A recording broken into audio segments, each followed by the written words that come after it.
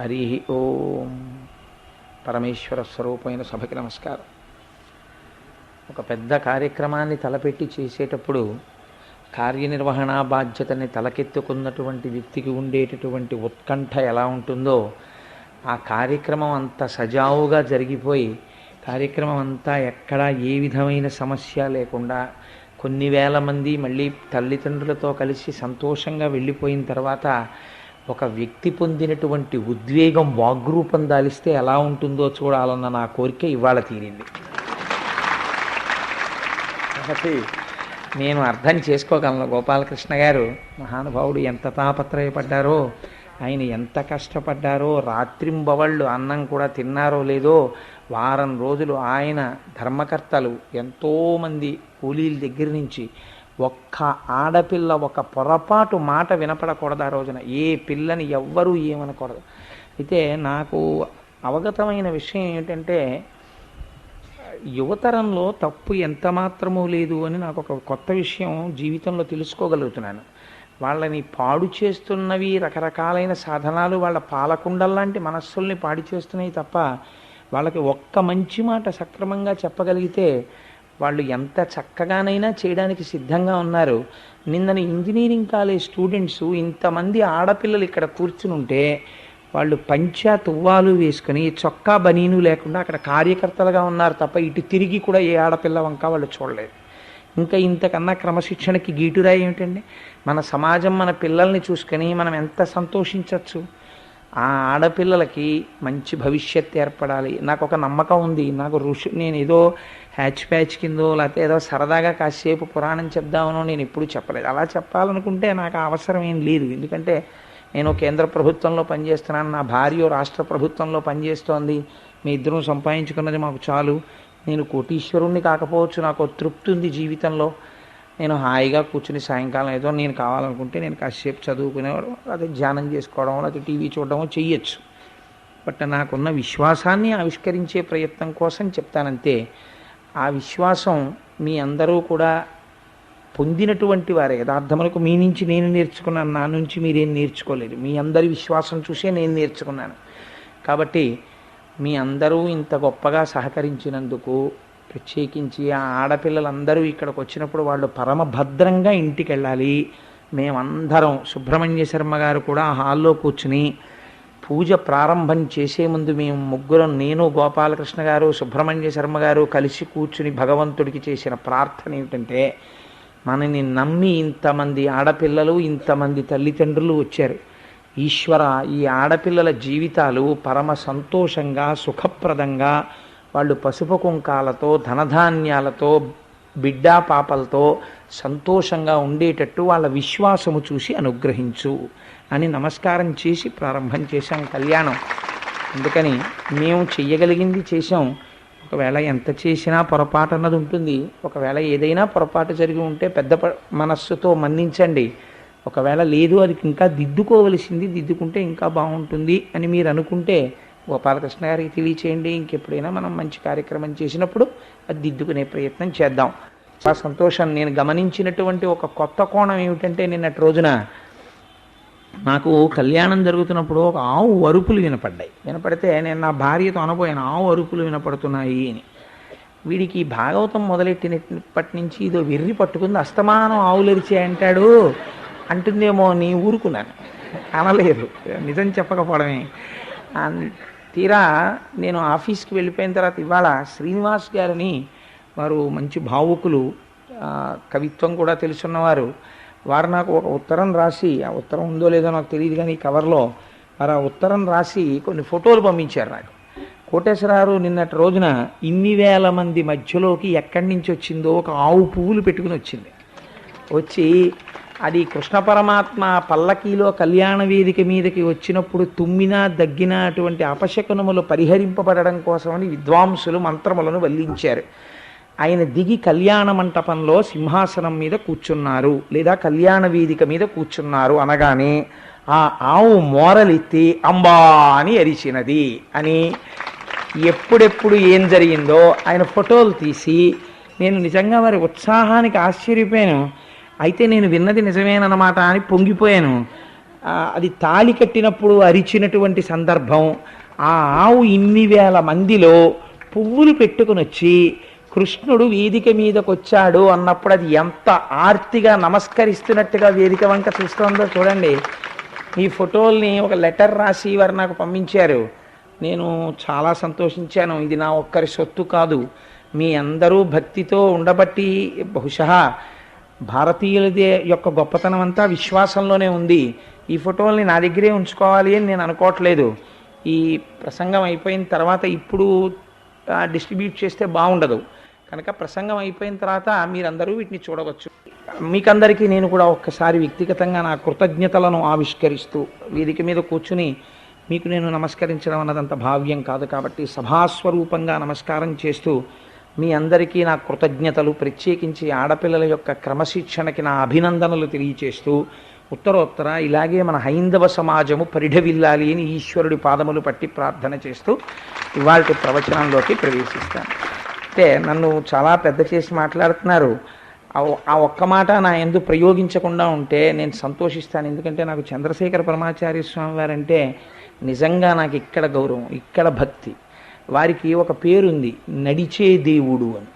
నడిపించే దేవుడు అన్న మాట నా యందు వాడుతుంటే నేనంత మాటకి నేను అర్హుండను కాను, నా వల్ల ఎన్నో పొరపాట్లు ఉంటాయి.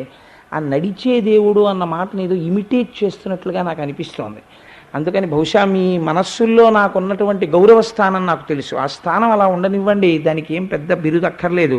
నేను అలా అనకండి, కోటేశ్వరరావు అని మీరంటే నేను చాలా చాలు, ఆ పేరు పెట్టి పిలవండి చాలు. అందుకని ఆ మాట నా యందు వాడకండి. వాడకుండా ఉంటేనే నేను ఎక్కువ సంతోషిస్తాను. అది వాడితే నా మనసు కలుక్కుమంటోంది. నువ్వు చంద్రశేఖరులతో సమానమైన బిరుదుతో పిలిపించుకోవడానికి అర్హుడవా, నువ్వు ఎందుకు చెప్పట్లేదు ఈ మాట వేదిక మీదని. అందుకని అలా నన్ను అనకండి. సభాముఖంగా నాకు కొంచెం కించిత్ బాధ కలుగుతుంది. కోటేశ్వరరావు గారు, ఇట్స్ ఎనఫ్.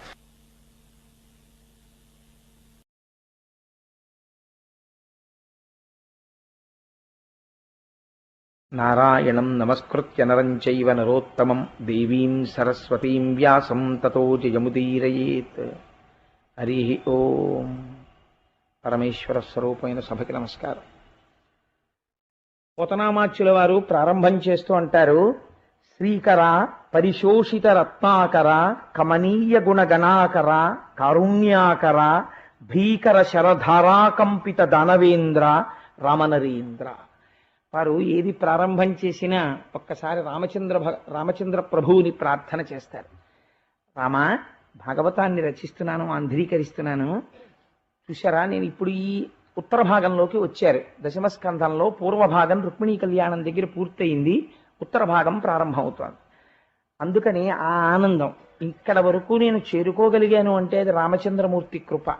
అందుకని ఈ స్థితికి చేరుకోవడానికి నాకు ఆలంబన అయి నా పాపరాశిని ధ్వంసం చేసి నన్నడ్డు పెట్టి నాలో ప్రచోదన శక్తి అయి నా చేతి ఘంటముగా కదిలి ఈశ్వర పోతన గారు అంధ్రీకరించాడన్న పేరు నాకు ఇచ్చావా? అందుకని ఒక్కసారి నిన్ను స్మరిస్తున్నాను. శ్రీకర, ఇది పేరు. శ్రీకర, శ్రీని చేయువాడా. శ్రీ అంటే శకార రకార ఈకారములతో ఉంటుంది. అంటే సమస్త ఐశ్వర్యమును కటాక్షించగలిగినటువంటి వాడా. పరిశోషిత రత్నాకర కమనీయ గుణగణాకర కారుణ్యాకర భీకర శరధారా కంపిత దానవేంద్ర. అపారమైన కారుణ్యమునకు అవధి అయిన వాడా, శత్రువులను పరిమార్చగలిగినటువంటి వాడా రామనరేంద్ర. రామచంద్ర ప్రభో, ఉత్తర భాగాన్ని ఆంధ్రీకరణం ప్రారంభం చేస్తున్నాను. వారు తరచూ ఈ మాట రామచంద్రమూర్తి మీద అనేకమైనటువంటి పద్యాలు ఇచ్చారు భాగవతంలో. కానీ ఉన్నటువంటి సమయాన్ని దృష్టిలో పెట్టుకుని నేను మీకు వాటిని అప్పుడప్పుడు అస్తమానం వారు రామచంద్రమూర్తి మీద చేసినటువంటి పద్యాల్ని చెప్పలేదు. కానీ ఉత్తర భాగ ప్రారంభం కాబట్టి ఈ మాట చెప్పాను. దీంట్లో మనం తెలుసుకోవలసినటువంటి విషయం ఒకటి ఉంటుంది. ఒకటి, భక్తి అనగా ఎలా ఉండాలి అంటే, ఒక ఖాళీ పాత్రలోకి ఒక నిండా ఉన్నటువంటి తైల పాత్రని ఒక చేత్తో పట్టుకొని సన్నటి ధార కింద పోస్తుంటే ఆ ధార అవిచ్ఛిన్నంగా ఎలా పడుతుందో అలా మనం ఏ పని మీద తిరుగుతున్నా భగవంతుని యొక్క స్మరణ మాత్రం విడిచిపెట్టకుండా ఇక్కడ నడుస్తూ ఉండగలగాలి. మీరు పసిపిల్లల్ని చూడండి, మీకు ఇది బాగా ద్యోతకమవుతుంది. పిల్లల్ని చూస్తే మనకి భక్తి అంటే ఏమిటో అర్థం అవుతుంది.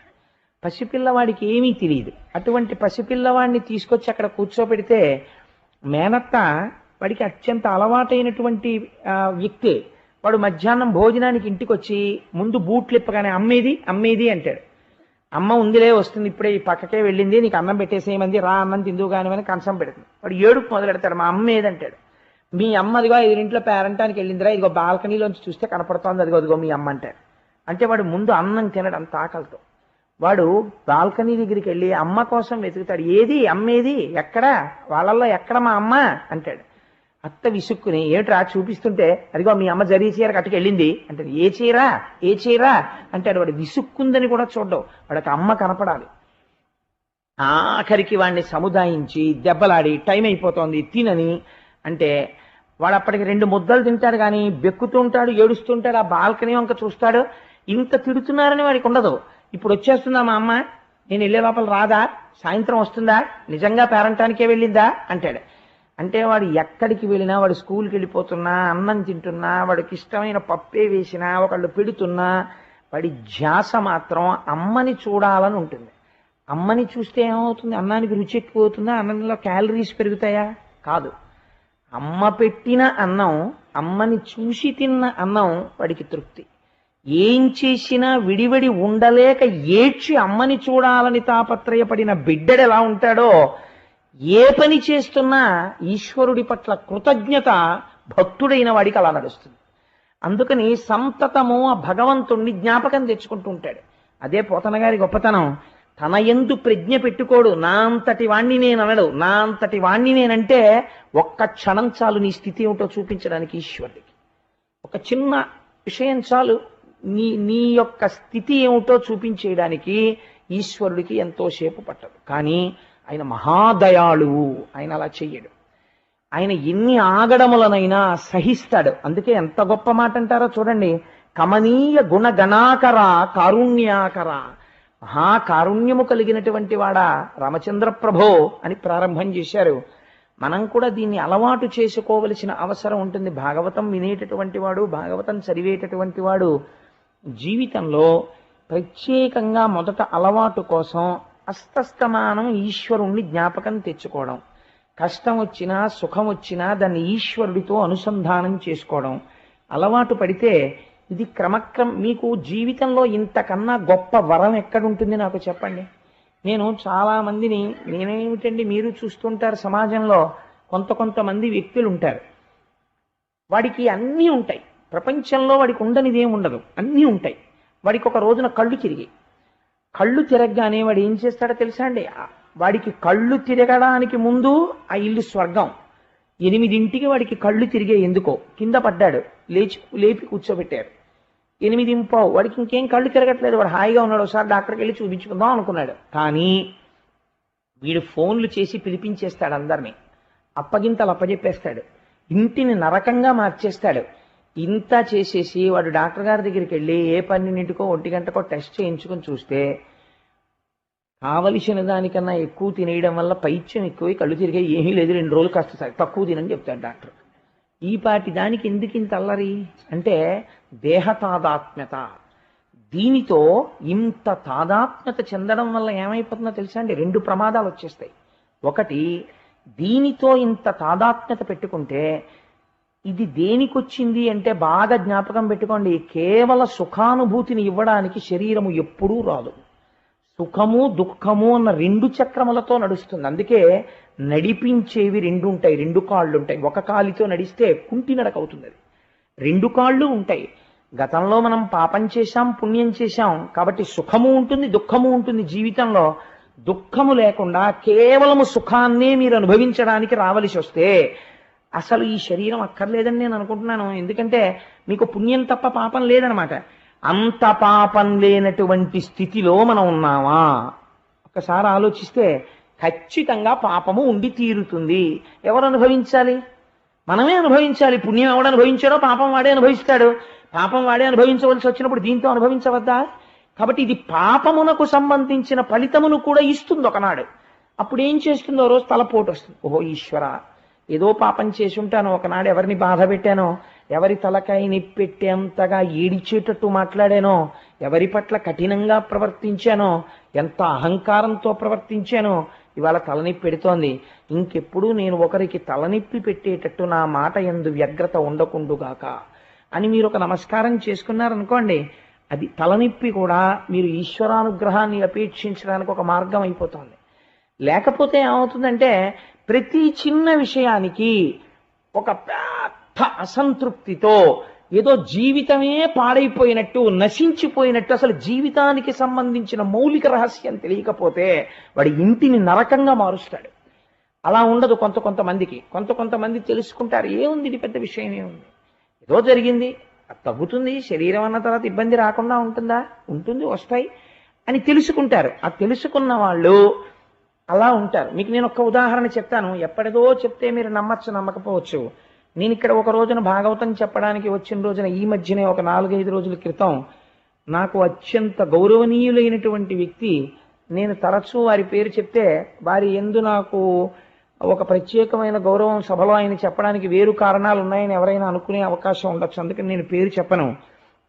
వారు ఆపరేషన్ టేబుల్ మీద ఉన్నారు.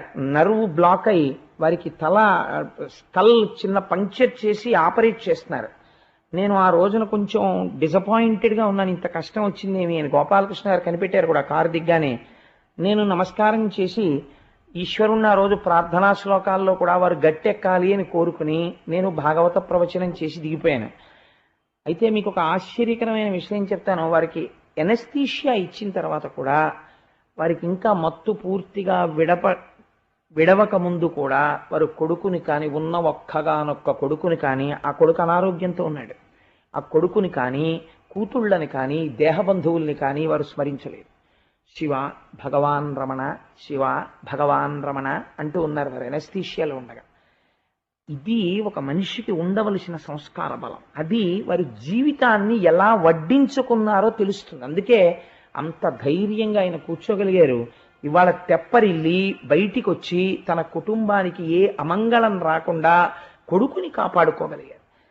దీనికి మీ అంత మీకుగా మనస్సుకి ఆలంబనం అలవాటు చేసుకోకపోతే ఇంటిని నరకం కింద మారుస్తుంటారు చాలా మంది. కారణం ఏంటంటే రెండే, మనస్సు చేత అహంకారము, శరీరము చేత దేహాత్మ అభిమానము. విపరీతమైన అభిమానం. ఇదేమీ అవదు, ఎందరో వెళ్ళిపోతున్నారు, ఎందరికో జబ్బులు వస్తున్నాయి, ఇది కూడా కష్టపెడుతుంది, ఇది కూడా ఇబ్బంది ఉంటుంది, దీంతో అంగీకరించు. ఈ సత్యాన్ని వదిలిపెట్టి మిగిలినవి ఎన్ని పట్టుకున్న అసత్యమైన జీవితం. 2 అహంకారము. ఎంత అహంకారంతో ఉంటారో. దేనికి అహంకారం? ఒకసారి భగవద్గీత విభూతి యోగం చదువు. నీ యందు నువ్వు ఏది ఉన్నదనుకుంటున్నావో అదంతా ఈశ్వర విభూతి. నేను ఇప్పుడు ఈ మాటలు చెప్తున్నానంటే నా గొప్పతనం కాదు, నా నాభి నుంచి బయలుదేరినటువంటి ఊపిరి వాక్కుగా మారుతోంది కాబట్టి నేను చెప్పగలుగుతున్నాను. ఒక్కసారి నా కంఠం రుద్ధమై నేను మాట్లాడలేకపోయాను అనుకోండి, ఉపన్యాసం ఏముంటుంది ఇంకా? కాబట్టి వాయువుని వాక్కుగా మారుస్తున్న వాడెవడో వాడు భగవానుడు. ఆ భగవానుడికి మీ యందున్న విభూతిని ఈశ్వరుడికి అంకితం చేశారనుకోండి, మీ యందు వినయం వచ్చేస్తుంది. కానీ మనం ఎక్కడ పొరపాటు పడుతుంటాం అంటే మన యందు తీసుకొచ్చి పెట్టుకుంటూ ఉంటాం. ఈ 2 మనిషి నేర్చుకోవాలి. ఒకటి తరచూ ఈశ్వర స్మరణము, తరచూ గురుస్మరణము. ఈ 2 చెయ్యగలగాలి. ఈ 2 చేయడంలో ఉన్న గొప్పతనం. అందుకే రుక్మిణీ కళ్యాణం తర్వాత వచ్చేటటువంటి ప్రద్యుమ్నోపాఖ్యానం చాలా గమ్మత్తుగా ప్రారంభం చేశారు. రుక్మిణీ కళ్యాణంలో ఒక మాట చెప్తుంది రుక్మిణీదేవి. శ్రీకృష్ణ పరమాత్మ వచ్చేస్తున్నారు అని చెప్తాడు. వచ్చి అగ్నిద్యోతనుడు ఆవిడంది, వెళ్ళి నేను రాసిన లేఖ ఇచ్చి నాకు కృష్ణుణ్ణి తీసుకొచ్చావా, అయితే ఇదిగో ఈ నగలు తీసుకో, ఈ డబ్బులు తీసుకొని ఆవిడ అనలేదు. ఆవిడంది, జలజాతెచ్చను తోడి తెచ్చితివి నా సందేశముని చెప్పి నను నిలువం పెట్టితివి నీ కృపన్ బ్రతికితిన్ నీకన్న పుణ్యాత్మకుల్ కలరే దీనికి నీకున్ ప్రత్యుపకృతిం చేయంగ నేనేరా అంజలి ఘటించదభూసురాన్వయమణి సద్బంధు చింతామణి అంది. గురువుకి నీవివ్వగలిగినదేది? గురువు అనబడేటటువంటి వ్యక్తికి స్వార్థముతో కూడిన కోరిక ఉండదు. కాబట్టి ఆయనకి ఏమి ఇవ్వగలవు? ఆయన చేసిన దానికి నువ్వు ప్రత్యుపకారం చెయ్యలేవు. నీకు మార్గోపదేశం చేసిన వాడు గురువు కనుక, గురువు అని నేను చెప్పినప్పుడు ఒకటి గుర్తుపెట్టుకోండి, నేను నన్ను దృష్టిలో పెట్టుకుని చెప్పట్లేదు, మహాపురుషుల్ని దృష్టిలో పెట్టుకుని చెప్తున్నాను. గురువులకి మనం చెయ్యవలసింది ఇటువంటి నమస్కారం ఒక్కటే. అందుకని అంజలి ఘటించదభూసురాన్వయమణి సద్వంధు చింతామణి అంటుంది. కాబట్టి ఆ గురువుని భగవంతుణ్ణి నిరంతరము స్మరిస్తూ ఉండాలి. దాని వలన ఎలా నడవచ్చు అన్నది తెలుస్తుంది, ఎవరిని చేరుకోవచ్చు అన్నది సుగమమవుతుంది. ఇది పోతన గారు మనకి చూపిస్తున్నారు. దీని తర్వాత కథాభాగాన్ని ప్రారంభం చేస్తున్నారు. రుక్మిణీకృష్ణుల యొక్క వివాహము పూర్తయింది. రుక్మిణీదేవికి ఒక కుమారుడు జన్మించాడు. ఆ పురిటికందుని చూసుకుని పరవశించిపోయింది. ఎంత అవతారమైనా ఇది మీరు చాలా జాగ్రత్తగా పోతన గారి యొక్క కవిత్వంలో పట్టుకోవలసినటువంటి జీవనాడి. నిన్నటి రోజున రుక్మిణీ కళ్యాణాన్ని పూర్తి చేస్తూ ఏమన్నారు పోతన గారు? అనగా ఆదిలక్ష్మి అయిన రుక్మిణితోడ క్రీడ సల్పుచున్న కృష్ణు చూచి పట్టణంబులోని ప్రజలుల్లసిల్లిరి ప్రీతులగుచు ముక్త భీతులగుచు అన్నారు. ఆవిడ ఆదిలక్ష్మి అన్నారు. ఆదిలక్ష్మిలోంచే కదండి మిగిలిన అష్టలక్ష్ములు వస్తాయి. మహాలక్ష్మి అయినా, సంతానలక్ష్మి అయినా, ఐశ్వర్యలక్ష్మి అయినా, రాజ్యలక్ష్మి అయినా, గజలక్ష్మి అయినా ఆవిడలోంచే వస్తాయి. కాబట్టి ఆదిలక్ష్మి, సంతానలక్ష్మి. కాబట్టి ఇప్పుడు రుక్మిణీదేవికి ఎవరు కలిగారు? బిడ్డడు కలిగాడు. ఇప్పుడు ఈ బిడ్డడు కలిగితే అమ్మవారు సాక్షాత్ ఆదిలక్ష్మి అయినప్పుడు ఆవిడ బిడ్డడిని కనడం, ఆ బిడ్డడి మీద ఆవిడకో ప్రేమ ఉండడం, ఇవన్నీ ఉంటాయా అంటే, ఆవిడ ఒక నరకాంతగా ఉన్నప్పుడు ఆవిడ కూడా ఒక విషయానికి మాత్రము అతీతముగా ఉండడానికి ఇష్టపడదు, తల్లి ప్రేమకు. ఎంత రుక్మిణీదేవైనా తల్లి ప్రేమ అన్న విషయానికి వస్తే, అబ్బాయి అది పెద్ద విషయం ఏముందండి, అది మాత్రం పక్కన పెట్టేస్తాను, నాకు అన్నీ తెలుసు, నేను త్రికాల వేదిని అందవు. తల్లి ప్రేమ తల్లి ప్రేమగానే ఉంచుతుంది ఆవిడ. అందుకే ఆ పురిటి మంచం మీద బిడ్డడికి పాలిచ్చింది. పాలిచ్చి బిడ్డన్ని నిద్రపుచ్చి తాను నిద్రపోయింది. ఆ పిల్లవాడు నిద్రపోతుండగా శంబరాసురుడు అనేటటువంటి రాక్షసుడు అంతఃపురంలోకి కామరూపి అయి ప్రవేశించాడు. ప్రవేశించి ఇంకా పురిటి పొత్తిళ్లలో ఉన్నటువంటి ఈ ప్రద్యుమ్నుడు అనబడేటటువంటి చిన్ని బిడ్డన్ని అపహరించి తీసుకుని వెళ్ళిపోయాడు. తీసుకుని వెళ్ళిపోయి ఒక మహాసముద్రంలో పారేశాడు. ఎందుకని అంటే ఆ పిల్లవాడిని చంపేయడానికి. ఎందుకంటే అది అలాగే, ఎందుకు వాడు రావడం ఎందుకు అంతఃపురంలోకి, ఆ పిల్లాన్ని తీసుకుపోవడం ఎందుకు, సముద్రంలో పారేయడం ఎందుకు అంటే, ఆ పుట్టినటువంటి పిల్లవాడెవరు చెప్తున్నారు పోతన గారు. ఇది చాలా జాగ్రత్తగా నువ్వు గమనించవలసిన లీల. ఈ విషయం మీరు కానీ పట్టుకోగలిగారనుకోండి, ఈశ్వరుని యొక్క దివ్యమైన అనుగ్రహము, కారుణ్యము, ఆయన ఎంత లెక్కలు వేసి ఉంచేటటువంటి మనిషి, ఆయన సంకల్పంతో ఎలా ఏవి జరుగుతాయన్నది మీకు అర్థమైపోతుంది. అప్పుడు మీ యందు భక్తి ప్రచోదనం అవుతుంది. ఎంత గొప్ప పద్యం ఇచ్చారో చూడండి.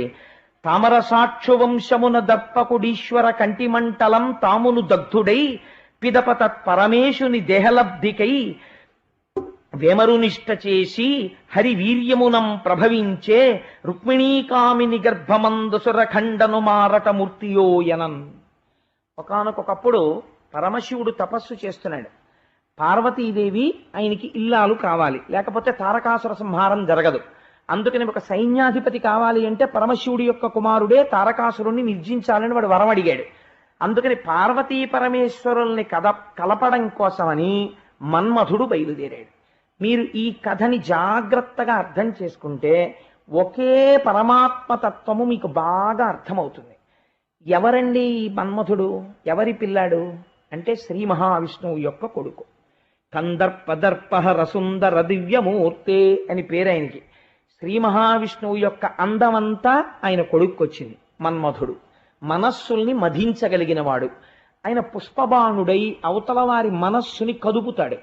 అందుకని ఇంద్రుడు అడిగితే ఆయన బాణప్రయోగం చేయబోయాడు పరమశివుడి మీదకి. అసలు కాళిదాస విరచితమైనటువంటి కుమార సంభవంలో అయితే అసలు ఇంకా ఆయన బాణప్రయోగం చెయ్యలేదు. బాణప్రయోగం చేద్దామని ఇలా బాణాల్ని ధనస్సుకి సంధించి లాగుతున్నాడు. శివుడిలో చిన్న మార్పు వచ్చింది. అనుమానం వచ్చి చూశాడు. పొదలో కూర్చుని వింటినారి సారిస్తున్న మన్మథుడు కనబడ్డాడు. అంతే మూడో కన్ను తెరిచాడు. కాముడు భస్మం అయిపోయాడు. మీరు చాలా జాగ్రత్తగా ఒక విషయాన్ని ఆలోచించండి. ఒక వ్యక్తి మరణించాడు అనుకోండి, వినాయకుడి ఉత్పత్తి కథ ఒకటి ఉంది. ఏదో ఆయన తల తెగిపోయింది, ఇంకో తల తీసుకొచ్చి అంటించారు, కొంతవరకు పర్వాలేదు. మన్మధుడు అలా తల తీసేయలేదు, కాలిపోయాడు. ఎవరి చేత కాల్చబడ్డాడు? హరతేజస్సు చేత కాల్చబడ్డాడు. అది మామూలు అగ్నిహోత్రం కాదు, 3వ కంటి మంట, ఇంకా దానికి ఎదురు లేదు. అటువంటి మంట యందు దగ్ధమైపోయాడు. దగ్ధమైపోయి శివుడికున్న 3 నేత్రములే సూర్య చంద్ర అగ్నిహోత్రములు. అటువంటి అగ్నిహోత్రము చేత కాలిపోయాడు. కాలి బూడిద రాశి అయి కింద పడిపోయాడు. ఇప్పుడు మన్మధుడు కాలిపోయాడు. మన్మధుడు కాలిపోవడం పరమశివుడికి విజయం. ఎందుకంటే ఆయన కామదహనం చేశాడు, కాముడికి లొంగడం. ఎవరికి అపకారం? రతీదేవికి అపకారం. ఎందుకని? రతీదేవికి భర్త పోయాడు ఇప్పుడు. కాబట్టి ఆవిడ ఏమవ్వాలి? ఆవిడ విధవ కావాలి. కాబట్టి ఆవిడికి భర్త లేడు. ఇప్పుడు ఆవిడేం చేసింది అంటే, ఎవరు 5వ తనాన్ని ఇవ్వడంలో సమర్థులో, ఎవరిని పరమశివుడితో చేర్చడం వల్ల వాళ్ళిద్దరికీ కలిగినటువంటి కుమారుడి వలన దేవతలు ప్రయోజనం పొందుతారనేటటువంటి భావన చేత మన్మధుడు బాణప్రయోగం చేశాడో, ఎవని యందు ఇంతకు మించి భార్యగా తానర్థం చేసుకున్నప్పుడు తెంపరితనం లేదో అటువంటి భర్తని తనకి తిరిగి ఇమ్మని అడిగింది. ఎవరిని? పార్వతీదేవిని అడిగింది. ఎప్పుడు? పార్వతీ పరమేశ్వర కళ్యాణం తర్వాత అడిగితే లలితా సహస్రంలో ఆవిడికో పేరు వచ్చింది, హరనేత్రాగ్ని సందగ్ధ కామ సంజీవనౌషధి. పరమశివుని 3వ కంటి మంట చేత కాలిపోయినటువంటి మన్మధుణ్ణి ఆవిడ తిరిగి బ్రతికించినది.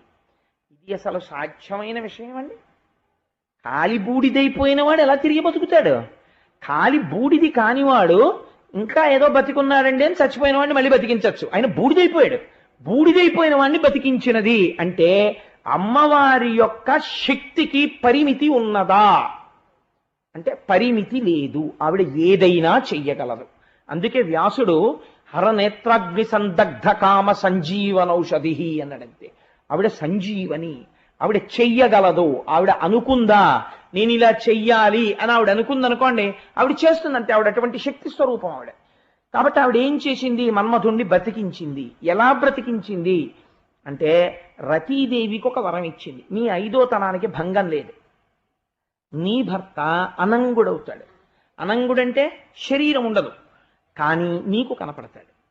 పైన ఎవ్వరికీ కనపడడు, నీకు మాత్రం కనపడతాడు అని వరం ఇచ్చి, అసలు ఇలా అనంగుడై ఎవరికీ కనపడని వాడు రతీదేవికి మాత్రం కనపడుతున్నాడు. రతీదేవికి మాత్రం కనపడుతున్నాడు, నేను అన్నట్టుగా వాడు బ్రతికాడు అని ఆవిడ చూడాలి కదండి. ఆవిడ మాట సత్యం, తిరుగులేదు. ఆవిడ ఏం చేసిందిట? నువ్వేం బెంగ పెట్టుకోకమ్మా, ఇదిగో వీడు బ్రతికాడు, వీడికి ఎవ్వరికీ కనపడ్డావు కానీ నీకు కనపడతాడు, నీ 5వ తనానికి తిరుగులేదని చెప్పడంలో రతీదేవి వంక చూస్తూ వీడు అండంలో కన్ను ఇలా తిప్పిందిట. ఇలా తిప్పడంలో ఏమైంది? అపాంగత్తే. ఆ కన్ను ఇలా తిరిగినప్పుడు ఈ చివరి చూపు ఒక్కసారి అలా పడింది ఆ మన్మధుడి మీద. పడితే ఏమైంది అంటే, ఇది చెప్పాలంటే అందరికీ సాధ్యం కాదు. జగద్గురువులు శంకరులు చెప్పారు సౌందర్యలహరిలో. ధను పౌష్పం మౌర్వీ మధుకరమయీ పంచవిశిఖ వసంతు సామంతో మలయుమరుదాయోధనరత తథాప్యేక సర్వం హిమగిరిసుతే కామపి కృపాం అపాంగతే లబ్ధ్వా జగదిదమనంగో విజయతే అన్నారు. ధను పౌష్పం, పువ్వులతో చేసినటువంటి ధనస్సు పట్టుకుంటాడు. తుమ్మెదలతో చేసినటువంటి అల్లెత్రాడు. ఇవి 2 పరస్పర విరుద్ధాలు. ఎదురుగుండా పువ్వులు ఉంటే వెనకాతల తుమ్మెదలు క్యూలో ఎందుకు నించుంటాయి? ఆ పువ్వుల మీదకు పోతాయి. ఇలాంటి ధనస్సు, ఇంత బలహీనమైన ధనస్సు పట్టుకుంటాడు. పోన్లేండి ఆయన బాణాలు గొప్పవందామా, 5 పువ్వుల బాణాలు, 6వ పువ్వు బాణం కూడా ఆయన దగ్గర ఉండదు. 5 పువ్వుల బాణాలతో వేస్తూ ఉంటాడు. రథం చూస్తే మలయమరుదాయోధన రథ, ఆ మలయ పర్వతం నుంచి వచ్చేటటువంటి ఆ గంధపు వాసన ఆయన రథంగా ఉంటుంది. చిలికాడో వసంతుడు, అది ఎప్పుడు వస్తుంది? చైత్ర వైశాఖ మాసాల్లో వస్తుంది. వసంత మాసం అది అస్తమానం ఉంటుందా అంటే ఉండదు. పక్కన ఆ మిత్రుడు ఎప్పుడు ఉంటాడు? ఒక్క వసంత ఋతువు ఉన్నప్పుడే ఆయన ఉంటాడు. అటువంటి స్నేహితుడు. పోని అవతల వాళ్ళ గుండెలు బద్దలగొట్టగలిగినంత మహావీరుడా అందామంటే అనంగో, అసలు శరీరమే లేదు. ఇలాంటి వాడు యుద్ధం చేయడానికి ఎదురుపడిన వాళ్ళ మాట దేవుడెరుగు, ముక్కు మూసుకుని తపస్సు చేసే వాళ్ళని కూడా పాడు చేసేస్తాడు బాణం వేస్తే. ఎందుకంత శక్తివంతుడైపోయాడు? ఎక్కడి నుంచి వచ్చేసింది ఇంత శక్తి అంటే, అపాంగతే లబ్ధ్వా. నీ 5వ తనానికి ఏం తేడా లేదమ్మా, వీడు నీకు కనపడతాడని చెప్పడంలో అమ్మవారు ఇలా అంతట కన్ను అన్నప్పుడు ఈ చూపటు పడింది. అపాంగతే లబ్ధ్వా, అలా పడడం వల్ల వాడు అంత గొప్పవాడైపోయి కూర్చున్నాడు మా మన్మథుడు. జగదిదమనంగో విజయతే, జగత్తుని గెలిచేస్తున్నాడమ్మా అన్నారు శంకరాచార్యులు వారు. అటువంటి వరాన్ని రతీదేవికి ఇచ్చింది ఆవిడ. ఆ రతీదేవికి శరీరముతో కూడా తన పతిని ఎప్పుడైనా చూడాలి కోరిక కలిగింది.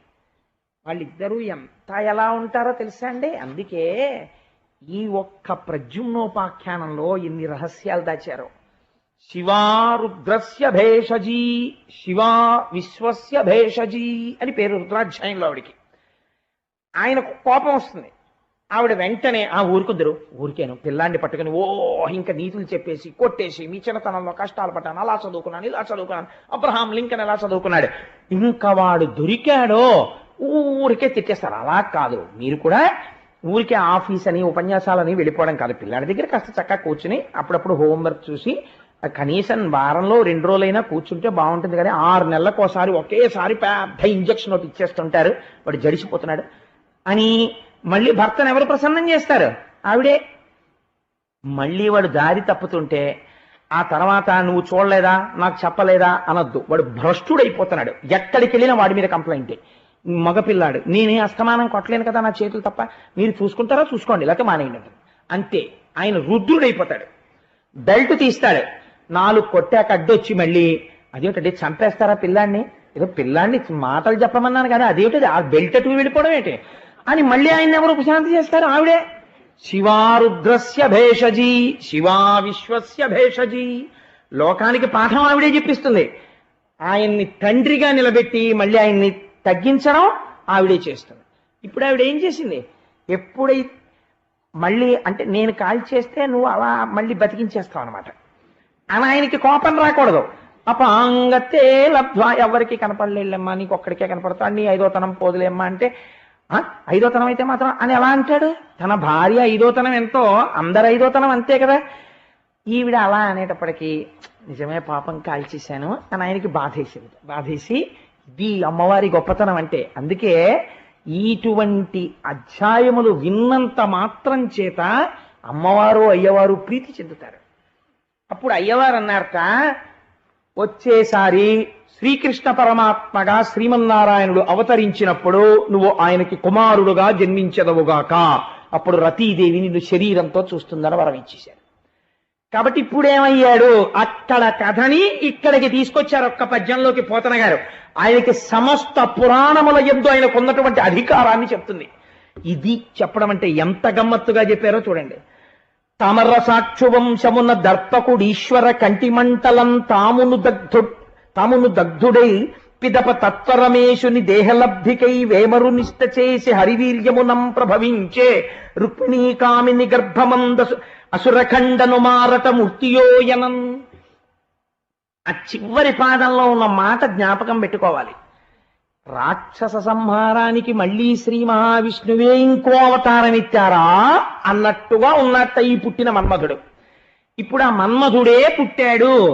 అప్పుడు హరుని యొక్క కంటి మంట చేత కాలిపోయినవాడు ఇప్పుడు శ్రీకృష్ణ పరమాత్మకి కుమారుడుగా జన్మించినాడు. ఇప్పుడు మీరు జ్ఞాపకం తెచ్చుకోండి.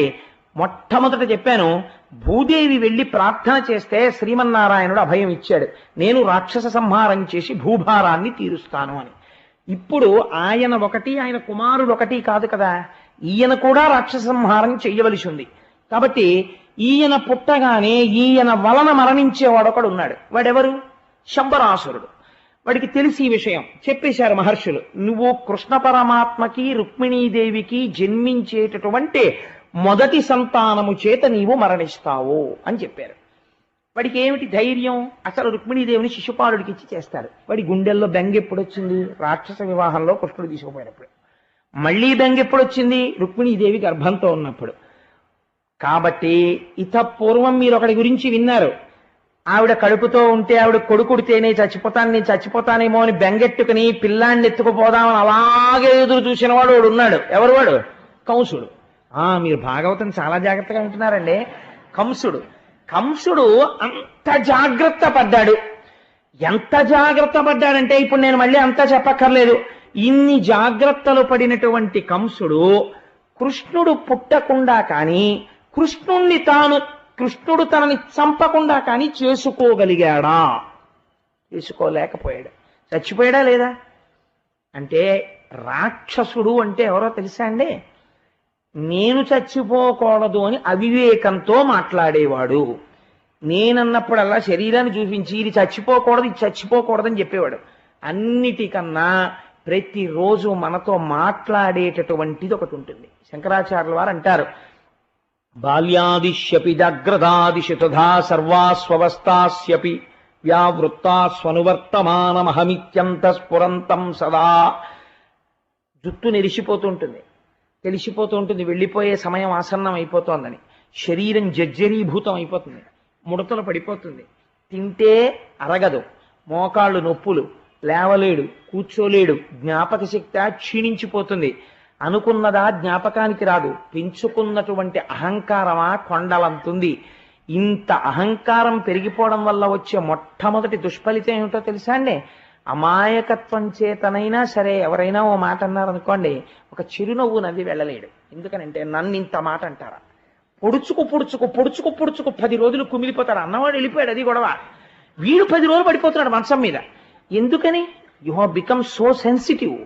నేను ఇంత వాణ్ణిని పెంచేసుకున్నావు అహంకారం. దానివల్ల ఏమైపోతుందంటే వాడు అన్నవాడు సూత్తో కూర్చెళ్ళాడు, నీకు త్రిశూలంతో కూర్చున్నట్టుంది. వాడు అజ్ఞానం అని మీరు వెళ్ళిపోగలిగారు అనుకోండి, అసలు మీకు జ్ఞాపకం ఉండదు. ఓ పసిపిల్లవాడు అంటే పట్టించుకుంటా ఏంటి? పట్టించుకో. నేను ఒకసారి వెళ్ళిపోతుంటే ఓ పిల్లాడు క్రికెట్ ఆడుకుంటూ గవో పరిగెత్తుకొచ్చి టైం ఎంత అయింది అంకుల్, టైం ఎంత అయింది అంకుల్ అన్నాడు.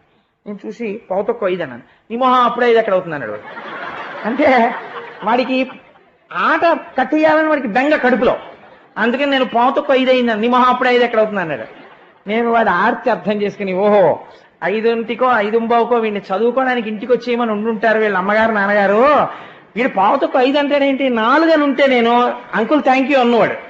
సో వాడి పిల్లవాడు, వాడి అజ్ఞానం అని వీడి ఎంత ఆ బాధలో నన్ను నోర్మి 5:05 ఎక్కడ అవుతుంది అన్నారా అని ఒక నవ్వుకుని వెళ్ళిపోయామనుకోండి, చాలా సంతోషంగా. నన్ను వాడు నోర్మి 5:05 నేను వాడి వెంట పడిపోయి వాడిని 4 కొట్టేసి వాళ్ళ నాన్నగారు మా ఇంటి మీదకి దెబ్బలాటకు వచ్చేసి నేను ఇంటికి వెళ్ళిపోయి మా ఆవిడ్ని తిట్టేసి అదొక పెద్ద యుద్ధం అయిపోయి ఈ జట్టి అంతా చాలా పెద్దదైపోయి 2 సందుల మధ్య యుద్ధంగా మారిపోయి ఇది ఎక్కడ ప్రారంభం చూడండి మీరు. దీనికి అంతటికీ కారణం ఏమిటి? ఈగో అంటుంటారు ఇంగ్లీష్లో. ఈగో దెబ్బతిందండి నాది అంటాడు. తినవలసిన చోట తింటే పర్వాలేదు, తినవలసిన చోట తినదు. అరే నేను ఈశ్వరుణ్ణి ఎప్పుడో 1 గంట ఆరాధన చేయలేదు అని వాడు ఈగో దెబ్బతిందో, ఇలాంటి వాడికి తింటుంది. కాబట్టి ఏమైపోతుంది? ఎంతగా అజ్ఞానం లోపల పెరిగిపోతుంటే అతిశయం అంత పెరిగిపోతుంటుంది. ఈ అతిశయం ఎంత చిన్న దెబ్బ తింటే అంత విలవిలలాడిపోతాడు. కృష్ణ పరమాత్మకి పుట్టేవాడి చేతిలో నువ్వు మరణిస్తా అన్నారు అనుకోండి, నా అదృష్టం అండి కృష్ణుడి చేతిలో, కృష్ణుడికి పుట్టేవాడంటే కృష్ణ పరమాత్మే, కాబట్టి నేను కృష్ణుడి చేతిలో వెళ్ళిపోతున్నాను, కాబట్టి ఇంతకన్నా నాకు అదృష్టవంతుడు ఎవరు అని వాడు అనగలిగాడు అనుకోండి, వాడి కథ ఇక్కడ రాదు. వాణ్ణి కూడా ఏ నారద మహర్షి కిందో అగస్త్య మహర్షి కిందో ఎక్కడో చెప్పాలి వాడిని తీసుకెళ్ళి. అసురుడు రాక్షసుడని ఎందుకంటారో తెలుసా అండి? జరిగి తీరవలసినటువంటి పరిణామమును వాడు అంగీకరించడు. వాడి రాక్షసుడా కాదా వాడు? వాడు రాక్షసుడు అంటే వాడు చెప్తే విండంటారు. రాక్షసుడు అంటే ఇది పరమసత్యం రా అంటే అదే వాళ్ళందరూ చేత కాక చచ్చిపోయారు, నేను చచ్చిపోతాను ఏంటంటే అంటాడు. ఇంకేమనాలి వాడిని? ఇదొక్కటి వాడు అంగీకరించగలిగితే వాడంత మంచివాడు ప్రపంచంలో ఉన్నాడు. ఎందుకంటే ఎందుకు వచ్చిందండి బాబు, కట్టుకుపోతానా తీసుకెళ్ళిపోతానా, ఎందుకు ఇవన్నీ, నేను ధర్మబద్ధంగా ఉంటానంటాడు. ఇది అంగీకరించకపోవడంలోంచి వస్తోంది పాపం అంతాను. కాబట్టి అసురుడు అనగా ఎవరు? ఇదిగో ఇలాంటి వాడే. కాబట్టి వాడు ఏం చేస్తాడు? తన మృత్యువునకు ఏది కారణం అనుకున్నాడో దాన్ని తీసేసే ప్రయత్నం చేస్తాడు. విచిత్రం ఏమిటంటే ఈశ్వరుడు ఈ వ్యాధి చేత వీడు వెళ్ళిపోతున్నాడు అని నిర్ణయం చేసేసాడు అనుకోండి, 1,000,000 మంది వైద్యులు కూడి వచ్చిన కాని మరణమయ్యడి వ్యాధి మాన్పలేరు. చచ్చిపోయే వాళ్ళందరూ ఆ బ్లడ్ గ్రూప్ బ్లడ్ దొరక్క, సర్జన్లు దొరక్క, ఫిజిషియన్లు దొరక్క, మంచి మంచి పదవుల్లో ఉన్న వాళ్ళు, తుమ్మితే 30 మంది ఫిజిషియన్స్ వెళ్ళి చూసేవాళ్ళు, ఏ చేత కాక చచ్చిపోతున్నారు ఏమిటండి? చేత ఇంతకన్నా దిక్కు లేక చచ్చిపోతున్నారు. ఎందుకంటే ఒకడు చేసిన నిర్ణయాన్ని మార్చగలిగిన శక్తి ప్రపంచమును ఎందు లేదు. అదొక సత్యం. ఈ సత్యాన్ని వాడు ఒప్పుకోడు శంబరాసురుడు. కాబట్టి వాడు ఏం చేస్తాడు? ఆ కారణాన్ని తీసేస్తానంటాడు. ఇప్పుడు అవతల వైపు ఎవరు నిలబడ్డారు? ఇది మీరు అర్థం చేసుకోవాల్సి. వీడు చావడానికి ఆయన వచ్చాడు, ఆయన్ని తీసేస్తానని వీడు అంటున్నాడు. అటువైపు ఈశ్వరుడు ఉన్నప్పుడు అది పోతుందా? అది తీసేయమంటే తీసేస్తారా? జ్ఞానం ఏమంటాడో తెలుసా అండి? అలా ఎలా కుదురుతుందంటాడు. మీకు నేను ఒక్క ఉదాహరణ తేడా చెప్తాను చూడండి. రమణ మహర్షికి సర్కోమా వచ్చింది, పుండు పుట్టింది. పుండు పుడితే ఆపరేట్ చేశారు. ఒక మాట, రెండు మాటలు, మూడో మాట ఆపరేట్ చేస్తుంటే ఒక ముసలాయన వచ్చాడు. వచ్చి, భగవాన్ అసలు మీరు ఎందుకు దాన్ని ఆపరేట్ చేయించుకున్నారు? దాన్ని ముట్టుకోకుండా ఉండవలసినది, రాచపుండు, దాన్ని కోసిన కొద్దీ పెరుగుతుంది, ఎందుకు కోశారు అన్నారు. అంటే ఆయన నవ్వేసి అన్నారు, కానివ్వండి, డాక్టర్లు అది రాకుండా చేస్తామంటున్నారు, అది ఎన్ని మాటలు కోస్తారో చూస్తాను, మళ్ళీ పుడతానంటోంది, చూస్తాను ఎవరు గెలుస్తారో అన్నారు. ఆత్మసాక్షిగా తన దేహమునకు పుండు పుట్టిందనేవారు కాదు, పుండుకు పుండు పుట్టిందండోయ్ అనేవారు. ఇదే బాధించడానికి వచ్చింది, ఇదో పుండు, దీనికో పుండు, పుండుకు పుండు వచ్చిందనేవారు ఆయన. అలాంటి జ్ఞానిని ఇంకా మీరు ఎలా బాధ పెడతారండి? ఆయన బాధలకు కూడా సాక్షి తప్ప ఆయన బాధ కాడాయన. కాబట్టి జ్ఞానికి బాధ లేదు, మరణము లేదు. అజ్ఞానికి బాధలు ఉంటాయి, మరణాలు ఉంటాయి. ఎందుకుంటాయి? ఇదే నేనంటాడు కాబట్టి. ఇదే నేనన్నవాడు మరణం తప్పించుకుంటాడా? ఇది వెళ్ళి తీరుతుంది, సత్యం వాడు అంగీకరించాడు. కాబట్టి ఇప్పుడు వాడు ఏం చేస్తున్నాడు? ఈ బాలుణ్ణి తీసుకెళ్లి సముద్రంలో పారేస్తానన్నాడు. వీడు సముద్రంలో పారేస్తే ఆయన చచ్చిపోయాడు అనుకోండి ఆ పిల్లాడు. ఇంకా ఈశ్వరుడు అస్తిత్వం ఎక్కడుందండి? ఎక్కడ పడేసినా ఈశ్వర సంకల్పము చేత వాడు బతుకుతాడు. ఇది ఈశ్వరుడు అంటే. ఇదే భక్తుడైన వాడైతే ఇంకోలా మాట్లాడతాడు. అసంకల్పితమే వేహాయదకస్మాత్ ప్రవర్తతే నివర్త్యారంభమారబ్ధం అను దైవస్య కర్మతత్ అంటాడు రాముడు. నిన్న రాత్రి దశరథ మహారాజు గారు పిలిచి రాజ్యం ఇస్తా అన్నారు, ఇవాళ పొద్దున్న పిలిచి అరణ్యవాసానికి వెళ్ళిపో అన్నారు. రాముడు అన్నాడు, నిన్న రాత్రి పిలిచి రాజ్యం ఇస్తా అన్నవాడు నాన్నే, ఇవాళ అరణ్యవాసానికి వెళ్ళిపోమన్నవాడు నాన్నే. పిలిచి రాజ్యం ఇస్తాననిపించిన వాడు దేవుడే, వెళ్ళిపోమన్నవాడు దేవుడే. రెండిటి యందు నేను నాన్నలో తండ్రినే చూస్తున్నాను. వెళ్ళిపోమన్నప్పుడు శత్రువుని, ఇస్తానన్నప్పుడు తండ్రిని నేను చూడటం లేదురా. దైవాన్ని అనువర్తించడం నేర్చుకో లక్ష్మణ, తిరగబడితే నీకే వచ్చిందిరా మనుష్యుడిగా అన్నాడు. కాబట్టి ధర్మాన్ని సూక్ష్మమైన పరిశీలనము అందరూ చెయ్యలేరు. కాబట్టి వీడు ఏం చేశాడు? ఆ పిల్లవాడిని తీసుకుని వెళ్ళి సముద్రంలో పడేశాడు. ఏమిటి వీడి నమ్మకం అంటే, ఆ పిల్లవాడు సముద్రంలో పడిపోయాడు కాబట్టి చచ్చిపోతాడు. ఈశ్వరుడు సంకల్పం చేస్తే వాడు బ్రతకాలి అని ఈశ్వరుడు సంకల్పించాడు అనుకోండి, వాడు బ్రతికి తీరుతాడు. అప్పుడప్పుడు మనం పేపర్లలో చదువుతుంటాం, మీరు కూడా చూసే ఉంటారు. అది నా ఒక్కడి అనుభవమే కాదు, కొంతమంది ధూర్తతనంతో ప్రవర్తించి జీవితంలో ఆ పుట్టినటువంటి పసికందుని తీసుకెళ్లి ఏ చెత్త కుండీల దగ్గర పడేస్తుంటారు. పడేస్తే ఒక్కొక్క పిల్లవాడిని పంది సగం తినేయిగా చూసి ఫోటోలు రావడం నేను పేపర్లో చూశాను. ఒక్కొక్క పసిపిల్లవాడు ఏడుస్తుంటే ఆ చుట్టుపక్కల ఉన్నవారు గమనించి, అయ్యో పసికోనా ఏడుస్తున్నాడని ఆ పెంటపోగులో ఉన్న పిల్లవాడిని తీసుకొస్తే, ఎవరో మహాపురుషులు, ఎక్కడో అమలాపురంలో ఉంది ఒక పీఠం, నేను వెళ్ళి అప్పుడప్పుడు చూడాలనుకుంటుంటాను. మా దొరగారు కూడా అడిగారు ఒకసారి వెడదామండి అని. వెళ్ళి చూడాలి. ఆ అనాథలైనటువంటి వాళ్ళని ఎవరో తీసుకొచ్చి పెంచుతారు. ఒక ఐశ్వర్యవంతులో, ఒక విద్యావంతుడో, ఒక దయాళువో పెంచుతాడు. వాడు పెరిగి పెద్దవాడై ఈ సమాజమునకు వాడు ఏం కావాలో ఎవరికి తెలుసు? ఒక బిడ్డడు మరణిస్తున్నాడు, ఒక బిడ్డడు వేరొకరి ఇంట్లో చక్కగా పెరిగి పెద్దవాడై మహాసంస్కారాన్ని పొందుతున్నాడు. వాడి జన్మ ఎక్కడా? పసిపిల్లవాణ్ణి ఇలా విసిరేయడమా అన్న మానవత్వం మరిచిపోయినటువంటి కుక్కతో సమానమైనటువంటి ఒక వ్యక్తి యందు వాడు పెరిగి పెద్దవాడవుతున్నది ఒక వటవృక్షమై. ఎవరి చేతిలో అయ్యాడని మీరు అనుకోవాలి? వాడి ఎందుందా తనని తాను రక్షించుకోగలిగిన శక్తి అంటే అది ఈశ్వర సంకల్పము. మన వేదాంతము అంత అందంగా మాట్లాడింది. ఈ ఈశ్వర సంకల్పము మీరు చంపుతానంటే వాడు చస్తాడా? వాడు బ్రతకాలని ఈశ్వరుడు సంకల్పం చేశాడు. కాబట్టి ఇప్పుడు ఆ పిల్లవాడు ఎక్కడ పడ్డాడు? సముద్రంలో పడిపోయాడు. ఈ శంబరాసురుడు ఏమనుకున్నాడు? సముద్రంలో పడిపోయాడు, ఇంక ఈ పిల్లాడేం బతుకుతాడు రా అని ఇంటికి వెళ్ళిపోయాడు. ఈ చిత్రం ఏమిటో తెలుసా అండి? ఆ పిల్లాడు శంబరాసురుడి ఇంటికే వెళ్ళాడు.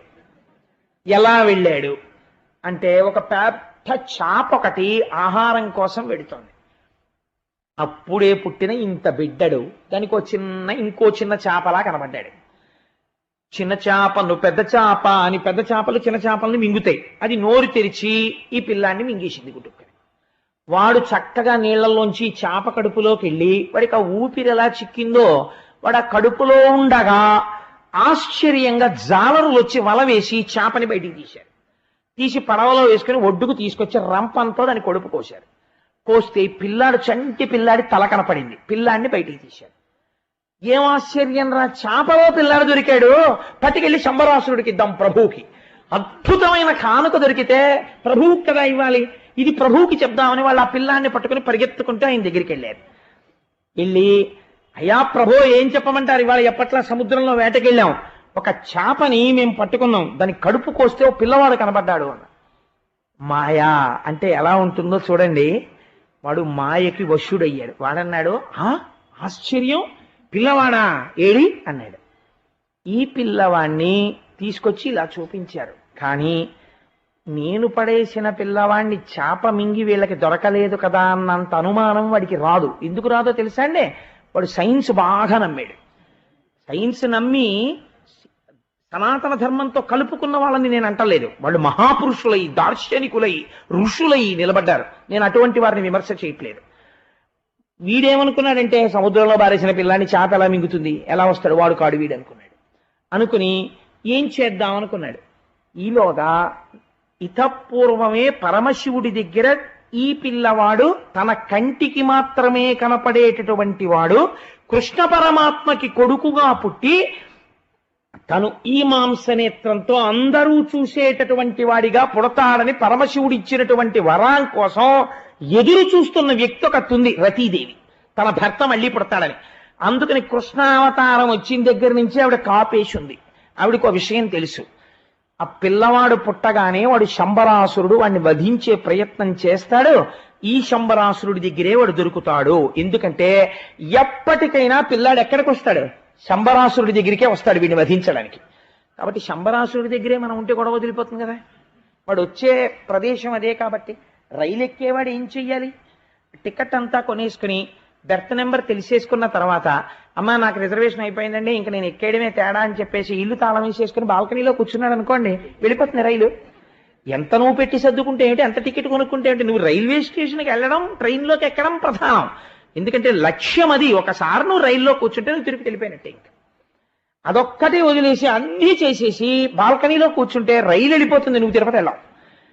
అందుకని వచ్చి తీరుతాడు. లక్ష్యం ఏమిటి అవతారానికి, శంబరాసుర వధ ఉంది. కాబట్టి శంబరాసురుడి దగ్గరికి వస్తాడు. నేను మళ్ళీ కృష్ణుడి ఇంటికి వెళ్ళి మీకు పుట్టబోయే కొడుకే మా ఆయనండి అని నేను ఆయనకి చెప్పుకోవడం, ఆయన భగవానుడు, ఇదెక్కడ గొడవ అనుకోవడం, ఇదంతా పెద్ద ప్రచారం జరగడం ఎందుకు వచ్చింది? ఈలోగా శంబరాసురుడికి తెలుస్తుంది, వాడి జాగ్రత్త ఇంకా ఎక్కువైపోతుంది. అందుకని ఆయన ఎలాగో ఇక్కడ ఈవిడికి ఏమిటి, ఈశ్వర సంకల్పం మీద ధైర్యం. రెండు భిన్నమైన వ్యక్తిత్వాలు అక్కడే ఉన్నాయి. అందుకని మాయాదేవి అన్న పేరుతో రతీదేవి అక్కడే ఉంది వంటశాలలో.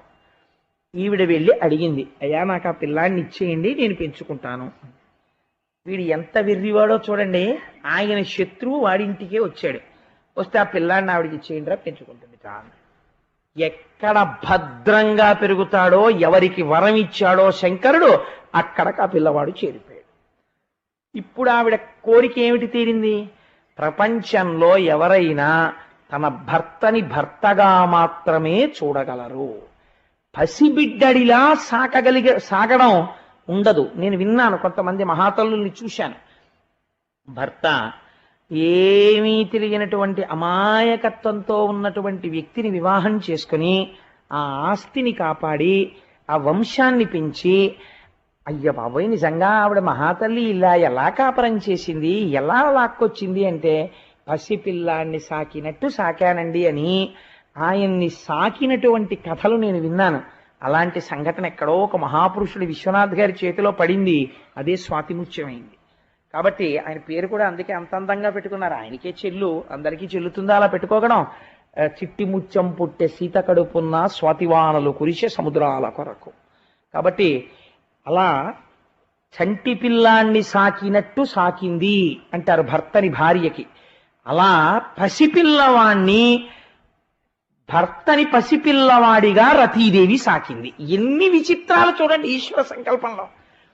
నీ భర్తని సశరీరుడిగా చూసుకోవాలనుకున్నావు కదా, పుట్టినప్పటి నుంచి చూసుకో. ఎంత కారుణ్యమో చూడండి శంకరుడిది, అవధిలేని కారుణ్యం. ఇంతకుముందు హరికుమారుడిగా కదా ఉండేవాడు, నా కంటి మంటకి కాలిపోయినప్పుడు.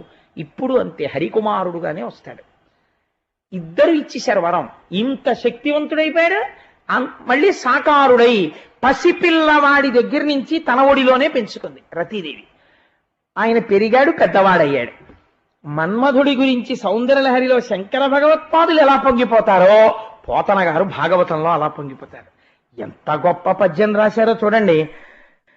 చక్కని వారల చక్కదనంబునకుపమింపయవ్వండు యోగ్యుడయ్యే మిక్కిలి తపమున మెరయునంబికకు శంకరునెవ్వండు సగము చేసే బ్రహ్మత్వమును పొంది పరగు విధాతను వాణికయ్యవ్వడు వావిచెరచే వేయిడాగులతోడి విభుది లోకేశుని మూర్తికి నవ్వడు మూలమయ్యే మునుల తాలిమికవ్వడు ముల్లు చూపు మగల మగువలనెవ్వండు మరుల కొలుపు కుసుమ ధనవునయవ్వండు కొను విజయము చికురువాలునయవ్వండు సిక్కుపరచు. పేరు చెప్పలేదు. ఆ పెరిగి పెద్దవాడైన వాడు ఎవరో తెలుసా అని మళ్ళీ ఒక్కసారి సంకేతిస్తున్నారు.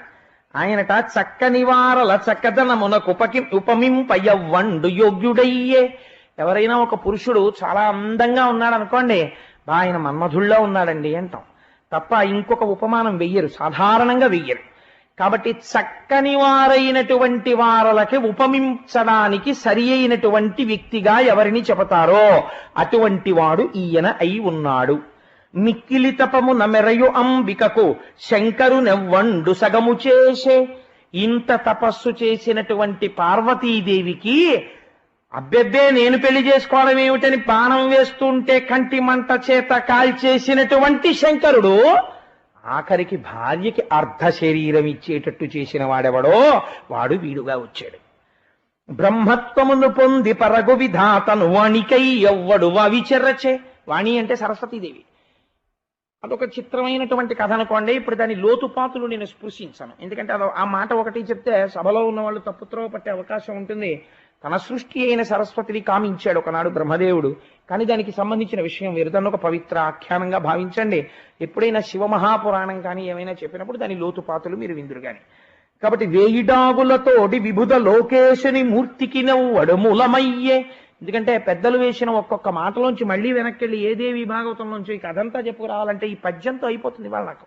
అందుకని వేయిడాగులతోటి విభుద లోకేశుని అంటే దేవేంద్రుడంతటి వాడు అహల్య కోసమని చెప్పి ప్రయత్నించి ఒళ్ళంతా కళ్ళయ్యేటట్టు చేసిన వాడెవరో వాడు ఇలా పుట్టాడు.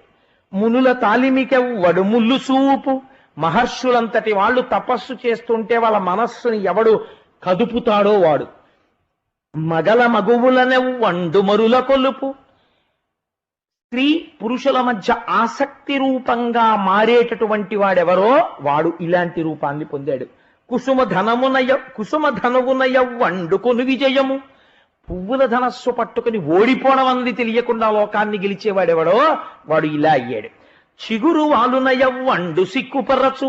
చేత్తో చిగురుటాకు పట్టుకుని ఇలా కొట్టాడా అయిపోయాడు అవతలవాడు. అలాంటి వాడెవడో వాడు కృష్ణ పరమాత్మ కుమారుడిగా జన్మించి రతీదేవి ఒళ్ళో పెరుగుతున్నాడు. అంటే ఎవరు వాడు? పేరెక్కడైనా చెప్పారా? ఎక్కడా చెప్పరు.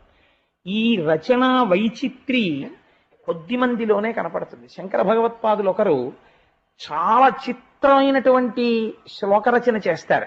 వారు శ్లోకాన్ని రచించి వదిలిపెట్టేస్తారు, పేరు చెప్పరు.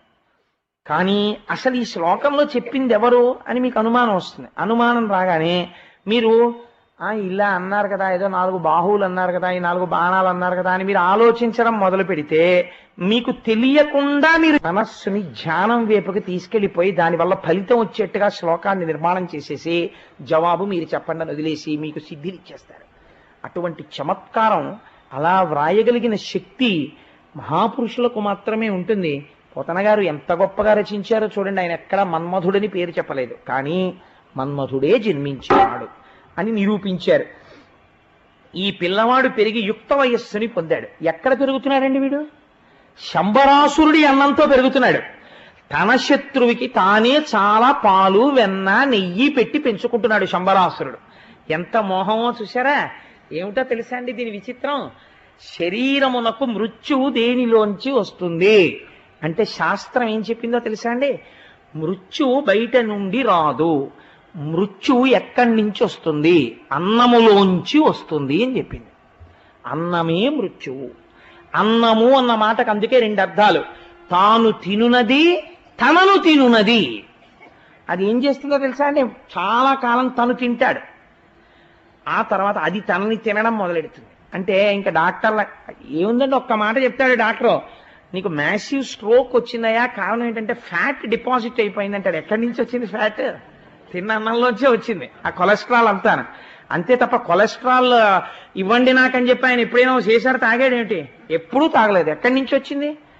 అన్నంలోంచి వచ్చింది. మృత్యు ఎక్కడి నుంచి వచ్చింది? అన్నంలోంచి వచ్చింది. తినేయడం ఎలా తినేస్తుంది? అన్నముగా తినేస్తుంది. కాబట్టి ఇప్పుడు తాను అన్నము పెట్టి తన మృత్యువుని పెంచుకుంటున్నాడు శంబరాసురుడు. వాడి అవివేకం ఏమిటంటే నా మృత్యువుని నేను చంపేశాను అనుకుంటున్నాడు. చాలా మంది ఏమనుకుంటామంటే నేను చాలా ఎనర్జెటిక్ ఫుడ్, న్యూట్రిషియస్ ఫుడ్ తింటున్నాను, ఇంకా నాకు మృత్యు ఎందుకు వస్తుంది, ఐ విల్ బి హెల్దీ, నేను చాలా ఆరోగ్యంగా ఉన్నాను అనుకుంటాడు. ఈశ్వరుడు అక్కడ పెట్టేశాడు మెలిక. అసలు మృత్యు అందులోంచే వచ్చేస్తోంది. కాబట్టి నువ్వు తప్పుకోవడం, అన్నం మానే మృత్యువు మానేస్తానని. కలియుగంలో అన్నగత ప్రాణం, అన్నం ఎంతకాలం తింటావో అంతకాలమే మృత్యువు లేకుండా ఉంటుంది. కాబట్టి ఏమైంది అంటే అన్నములోంచి మృత్యు వచ్చినట్టు తన అన్నము చేతనే తన మృత్యువు పోషింపబడుతున్నది. చక్కగా ప్రద్యుమ్నుడు పెరిగి పెద్దవాడైపోయాడు. యుక్త వయస్సు వచ్చేసింది. యుక్త వయస్సు వచ్చి పెద్దవాడయ్యాడు. ఇప్పుడు రతీదేవి ఇంత కష్టపడి పెంచి పెద్ద చేసుకున్నది ఎవరిని? తన భర్తని. లోకంలో అలాంటి పోకడ ఎక్కడైనా ఉంటుందా?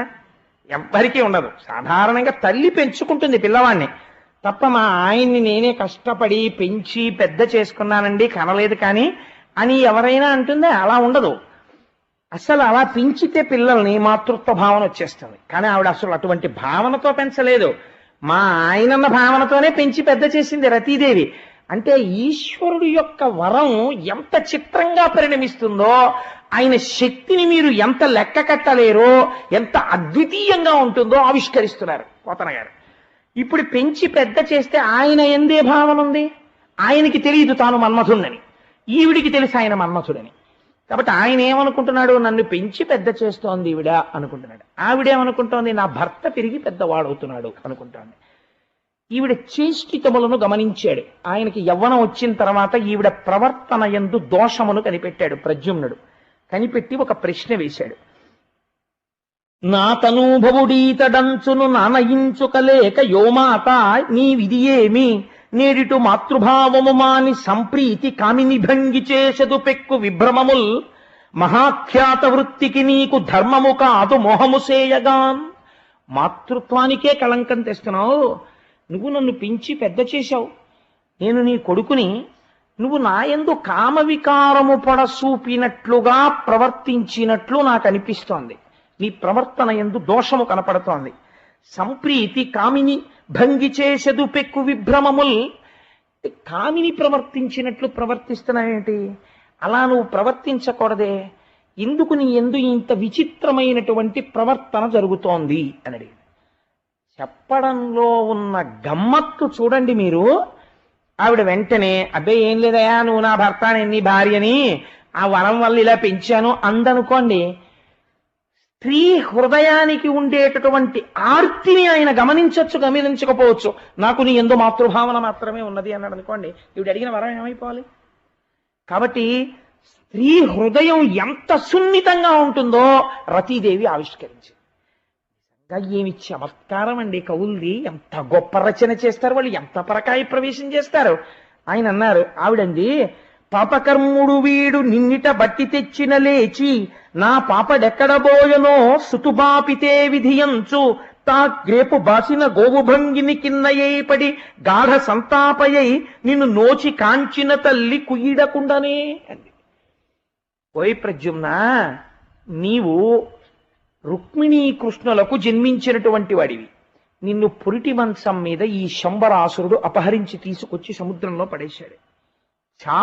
చాప మింగితే జాలరులు తెచ్చి శంబరాసురుడికి ఇచ్చారు. శంబరాసురుడి దగ్గర పుచ్చుకొని నేను పెంచాను. ఆ మాటలో గమ్మత్తు చూడండి. ఆవిడంది, నీ కన్న తల్లి నీవు ఆనాడు ఎప్పుడో పుట్టినరోజునే పురిటి మంచం మించి నిన్నెత్తుకుపోయినా ఇప్పటికీ నీవు స్ఫురణకొచ్చినప్పుడల్లా నా కొడుకు ఏమయ్యాడో అని ఏడుస్తూనే ఉంటుంది. ఆ అమ్మకున్న కష్టాన్ని పరిమార్చి నీవు మళ్ళీ అమ్మ వద్దకు చేరవద్దా అని అడిగింది. ఇప్పుడు తనకి తెలియకుండానే ఆయనలో ఉన్న మాతృభావాన్ని ఎవరి వైపుకి తిప్పేసింది? ఎవరి వైపుకి తిరగాలో వారి వైపుకి తిప్పింది. అవతార ప్రయోజనాన్ని పూర్తి చేస్తోంది, శంబరాసుర సంహారం చేయిస్తోంది. ఇప్పుడు ఆయన ఏమంటాడు వెంటనే? అయితే నువ్వు తల్లి కాదనమాట, నువ్వు ఎవరని అడుగుతాడు. ఇప్పుడు నేను నీ భార్యని, నేను రతీదేవిని, నాకు పరమశివుడు ఇచ్చినటువంటి వరం మేరకి నిన్ను పెంచాను. ఇప్పుడు ఆయన నీ యందు మాతృభావం ఉన్నది అనడానికి అవకాశం లేదు. ముందే మాతృభావం అన్నట్టు వైపుకి తీసుకెళ్ళిపోయింది ఆవిడ సత్యాన్ని ఆవిష్కరించేప్పుడు. మాట ఒకరితో చెప్పేటప్పుడు క్లిష్టమైనటువంటి సందర్భంలో మాట్లాడడం ఎంత గొప్పదో, మాటల చేత దేవతలు మన్నన చేసి వరంబులిత్తురున్, మాటల చేత దేవతలు కూడా పొంగిపోయి వరాలిస్తారు. ఆ మాట ఎంత జాగ్రత్తగా ఉండాలో, ఆ మాట అవతల వాళ్ళని ఎలా ఉద్ధరించాలో, ఎంత అందంగా మాట్లాడాలో పోతన గారి పద్యాలు మనకి భిక్ష పెడతాయి వాటిని చదివితే. కాబట్టి ఈ మాట చెప్తే వెంటనే ఆయన అన్నట్ట, ఉత్తర క్షణం నేను నా తల్లిని చేరుకోవాలనుకుంటున్నాను. ఎంత ఏడుస్తోందో మా అమ్మ, ఎప్పుడు తీసుకొచ్చేశాడు ఈ దుర్మార్గుడు శంబరాసురుడు, పురిటి మంచం మించి తీసుకొచ్చాడా, అప్పటి నుంచి ఇప్పటి వరకు మా అమ్మ నా కోసం ఏడుస్తూనే ఉందా, వెంటనే నేను వెళ్ళి మా అమ్మ కన్నీళ్లు తుడవాలి. అమ్మా, ఏ దుర్మార్గుడు ఎత్తుకుపోయాడో వాణ్ణి చంపేశానమ్మా అని చెప్పి నేను బయలుదేరాలి, కాబట్టి నేను వెంటనే చంపేస్తానన్నాడు. ఆవిడంది, ఆగాగు, నువ్వు అంత తొందరగా వాణ్ణి చంపలేవు. వాణ్ణి చంపడానికి వాడి దగ్గర గొప్ప మాయలున్నాయి. ఆ మాయల్ని నిర్జించడం ఎవ్వరి వల్ల కాదు. కాబట్టి నీకిప్పుడు నేను ఒక మంత్రోపదేశం చేస్తాను, ఒక విద్యని ఉపదేశిస్తాను. ఆ విద్య పేరేమిటో తెలుసా? మహామాయా విద్య. ఎక్కడది ఈ మాట? మహామాయ, మహాసత్వ, లలితా సహస్రనామ స్తోత్రంలోది. ఏ తల్లి అనుగ్రహంతో ఇవాళ ఈ స్థితికి వచ్చాడు? అసలు కాలిపోయిన వాడు శరీరం లేకుండా రతీదేవికి కనపడ్డాడు. ఏ తల్లి అనుగ్రహం వల్ల శంకరుడు మళ్ళీ దయాళువై నువ్వు ప్రద్యుమ్నుడుగా పుడతామని వరమిచ్చాడు? ఆ తల్లి అనుగ్రహంతోనే నువ్వు ఇప్పుడు మళ్ళీ శంబరాసురుణ్ణి కూడా చంపాలి.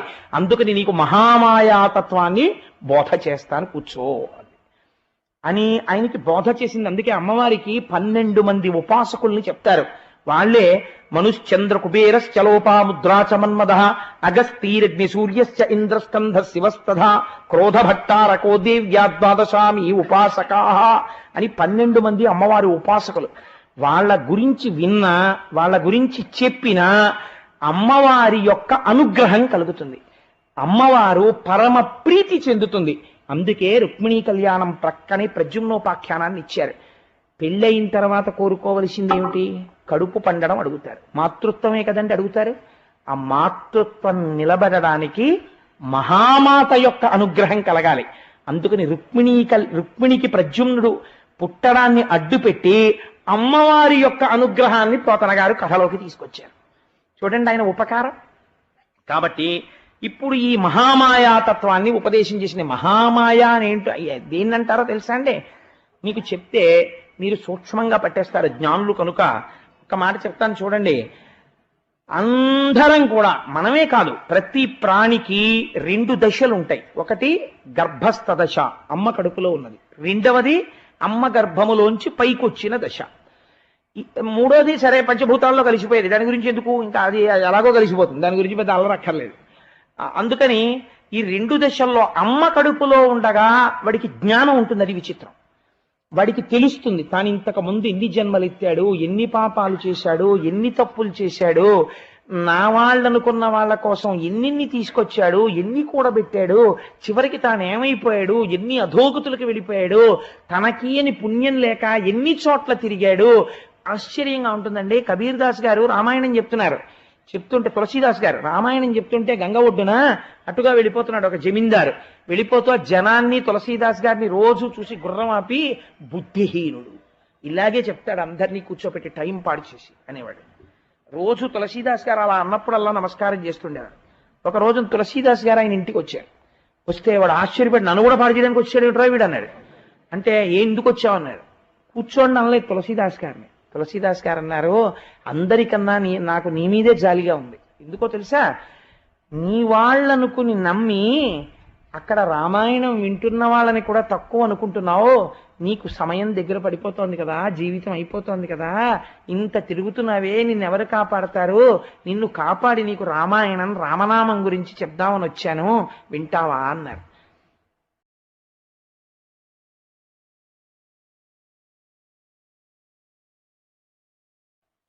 వెటకారమాడాడు ఆయనతో. వచ్చే ఏడాది ఇదే రోజున కనపడి వింటానన్నాడు. ఆ మాట అన్నావు అంతే చాలని తులసీదాసు గారు గుర్తు పెట్టుకుని మళ్ళీ వచ్చే ఏడాది వచ్చారు. మళ్ళీ వచ్చాడురా ఇంత గుర్తెట్టుకునని మళ్ళీ వచ్చే ఏడాది కనపడన్నారు. మళ్ళీ వచ్చే ఏడాది వచ్చారు తులసీదాస్ గారు.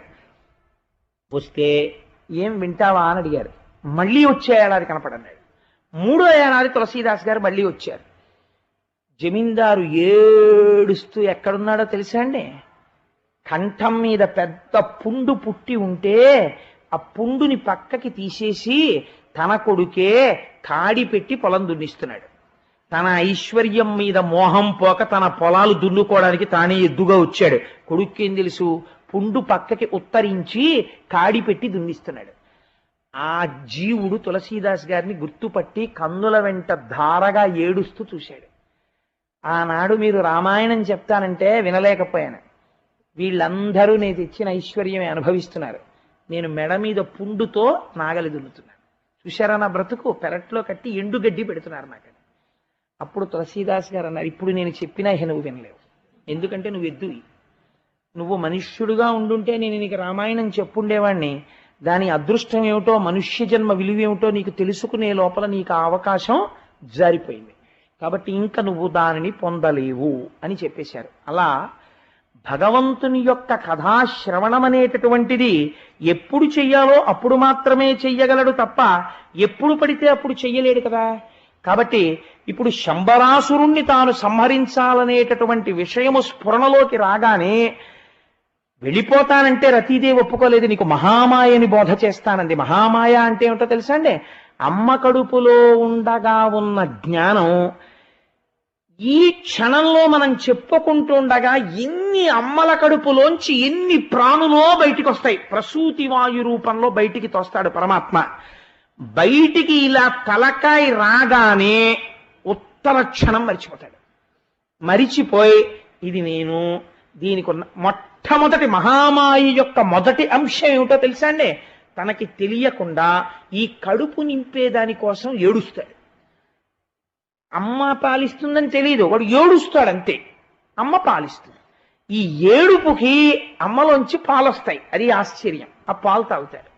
తాగి బతికేస్తాడు. వాడికి ఒకటే కోరిక, వాడికి తెలివి వచ్చి ఆకలేసినప్పుడల్లా ఏడుస్తాడు. అమ్మ పాలిస్తుంది, తాగుతాడు. కాబట్టి మొదటి మాయ దేనియందు? అన్నమునందు. తినడం మీద మొదటి మాయ ప్రారంభం. అందుకే అవసరం ఉన్నా లేకపోయినా అటొచ్చి ఇటొచ్చి తినేస్తుంటాడు. ఇంకా కాబట్టి ఏమైపోతుంది అంటే మహామాయ తాను ఎందుకు వచ్చాడో మరిచిపోయేటట్టు ఇన్ని కోట్ల కోట్ల కోట్ల ప్రాణులను తల్లి గర్భము నుంచి వచ్చేటప్పుడు చేయగలిగినటువంటి శక్తి స్వరూపమేదో దానికి మహామాయ అని పేరు. ఆవిడ అనుగ్రహం కలిగిందనుకోండి, ఈ ముడి కూడా విప్పేస్తుంది. విప్పేసి మళ్ళీ ఈశ్వరుడితో కలిపేస్తుంది. ఇప్పుడు నీకు నేను ఆ విద్య బోధ చేస్తున్నాను. ఆ తల్లి అనుగ్రహం నువ్వు ఇవాళ ఇలా వచ్చావు. మళ్ళీ ఇప్పుడు నువ్వు మళ్ళీ ఆ అనుగ్రహం నిలబెట్టుకోకపోతే మళ్ళీ ఎప్పుడో శంకరుడి జోలికి ఎడతావు. కాబట్టి నువ్వు ఆవిడ అనుగ్రహం పొందితే శంకరుడితో కలుస్తావు. నువ్వు శంకరుడితో కలవాలి ఈ జన్మలో. అందుకనంటే నువ్వు మోక్షమును పొందాలి. నువ్వు శ్రీమన్నారాయణుడికి కొడుకువైనందుకు ఆ స్థితిలో నిలబడాలంటే ఇది తెలుసుకోవాలి. కాబట్టి నీకు మహామాయ బోధ చేస్తాను అని రతీదేవి మహామాయాతత్వాన్ని బోధ చేసింది. పొందాడు. పొంది ఉత్తర క్షణం బయలుదేరాడు. మహామాయ అన్న మాటకి నేను రెండో అర్థం కూడా చెప్పకపోతే చిన్న దోషం చేసిన వాడిని అవుతాను. మహామాయ అన్న మాటకు అర్థం ఏంటో తెలుసా అండి? హద్దులేని కరుణ అని ఒక అర్థం నిఘంటువుల ప్రకారం. హద్దులేని కరుణ ఎక్కడ? బూడిదైపోయిన వాడికి పెళ్ళానికి మాత్రమే కనపడేటట్టుగా చేయడం కాదు. ఆ తర్వాత ఉత్తర జన్మలో మళ్ళీ అదే పిల్లాన్ని పుట్టించి ఆ భార్యకే అప్పచెప్పేట్టుగా చేయడం. ఎవరు చేయగలరు ఇది? ఒకనాడు తప్పు చేసిన వాడిని కాల్చేసిన భార్య ఏడ్చిందని ఇంత వరం ఇవ్వడంలో ఎంత కారుణ్యం ఉంది. అందుకని మహాకరుణ, మహామాయ. అందుకని మహామాయా విద్య బోధ చేస్తాను. పోతన గారు ఒక్క మాట వేస్తే ఎంతంత దూరం వేసేస్తారండి ఆయన. కాబట్టి ఇప్పుడు నేను ఆ విద్య నీకు బోధ చేస్తాను. ఆవిడ బోధ చేసింది, అది తెలుసుకున్నాడు. ఇప్పుడు ఆ మహామాయ తెలియగానే మిగిలిన మాయలన్నీ పిల్లమాయలు.